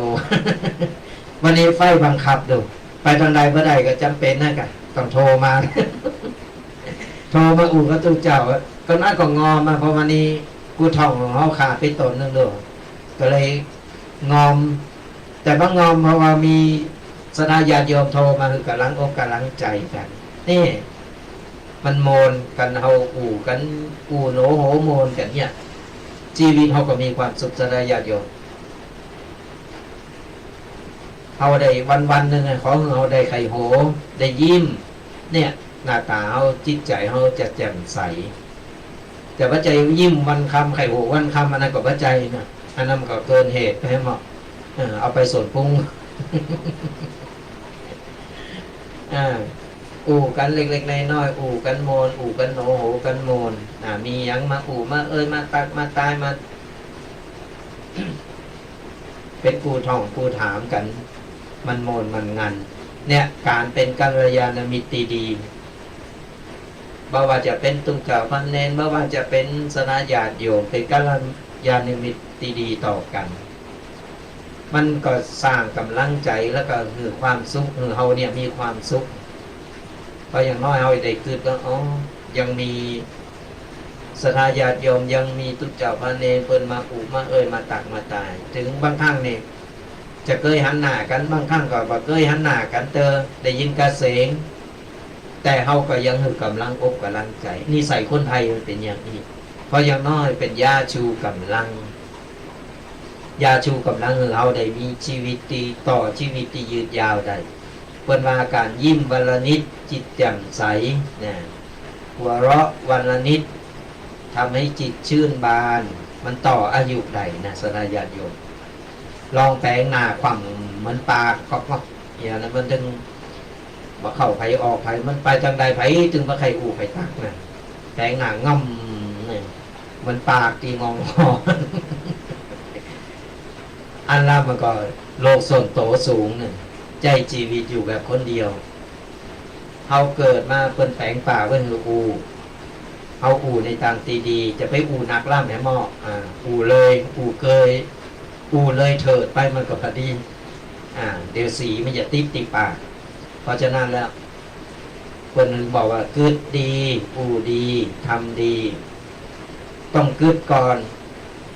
พอเขาจะอูไปแล้วเนี่ยเป็นอย่างใดอาบสายก่อนเนาะเจริญตอนจากตั้งนายเชียงใหม่ฝนตกหนักก่อนตกหนักเนาะอันนี้ก็ตกเหมือนกันนะวันคำ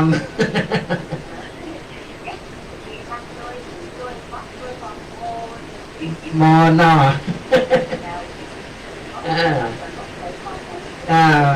บรรยากาศอย่างเอี้ยมันต้องอย่างเอี้ยแหละบรรยากาศอย่างเอี้ยมันเป็นใจ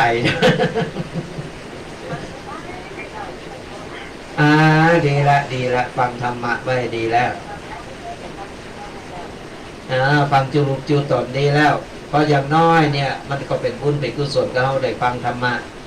ผมได้ไปยุ่งไปเกี่ยวเรื่องอื่นเรื่องหยังก็ไผที่ไหนเอาสบายเอาฟังธรรมะเอาธรรมะเป็นจิตเพิงดีจังเนี่ยดีแล้ว บุญรักษาเด้อสาธุเนี่ยเป็นการให้กำลังใจกันสดายญาติโยม คอเริ่มแห้งยังเหลือเวลาแหมประมาณสัก7-8 นาทีนี่ก็ยังใครจะโทรก็โทรได้เนอะหรือว่าจะโทรหลังไม่หลังจากจบรายการก็โทรมาอู่มาหรือว่าโทรมารวมเป็นเจ้าภาพก็โทรมาได้หลังจบรายการแล้วเนอะโทร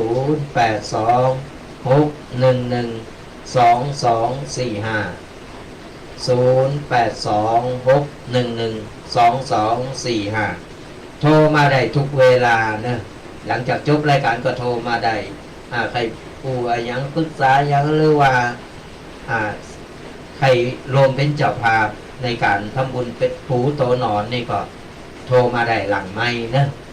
ก็จดกันเอาไว้ค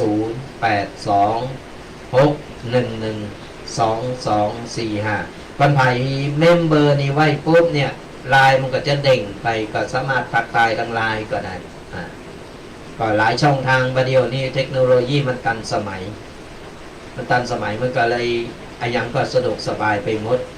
แต่อย่างที่ว่านั่นแหละมีตึงดีตึงบดีใจในทางตีถูกตีโคนมันก็ดีใจในทางที่บดีมันก็ไปเยี่ยงเขาบดีนั่นเพราะฉะนั้นแล้วกูสิ่งกูอย่างมันมี2 ด้านเสมอ คือเฮาอยู่ระหว่างกลางตลอดอายังก็ตามกลางไว้ดีที่สุดอาละสนญาติโยมทั้งหลายก่อนเหลือเวลา4 นาทีก็จะขอจบรายการก่อนจะจบรายการจะขออวยพรถึงศาสนาญาติโยมทุกคนที่กำลังฟังรายการอยู่ในขณะนี้และก็ฟังย้อนหลังก็ตามก็ขอทุกคนจงหายทุกข์หายโศกหายโรคหายภัยนึกหวังสิ่งใดก็ขอสมปรารถนากุสิ่งกุปการเงินทองไหลมาเทมาอย่าได้ขาดสายขอเงินต่อเงินทำงาน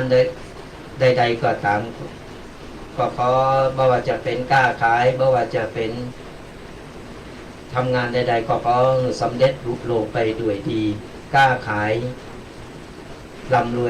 ยเงินทองไหลมาเทมาอย่าได้ขาดสายขอให้มีอายุวันนะสุขภระปฏิภาณธนาสารสมบัติขอให้มั่งมีสีสุข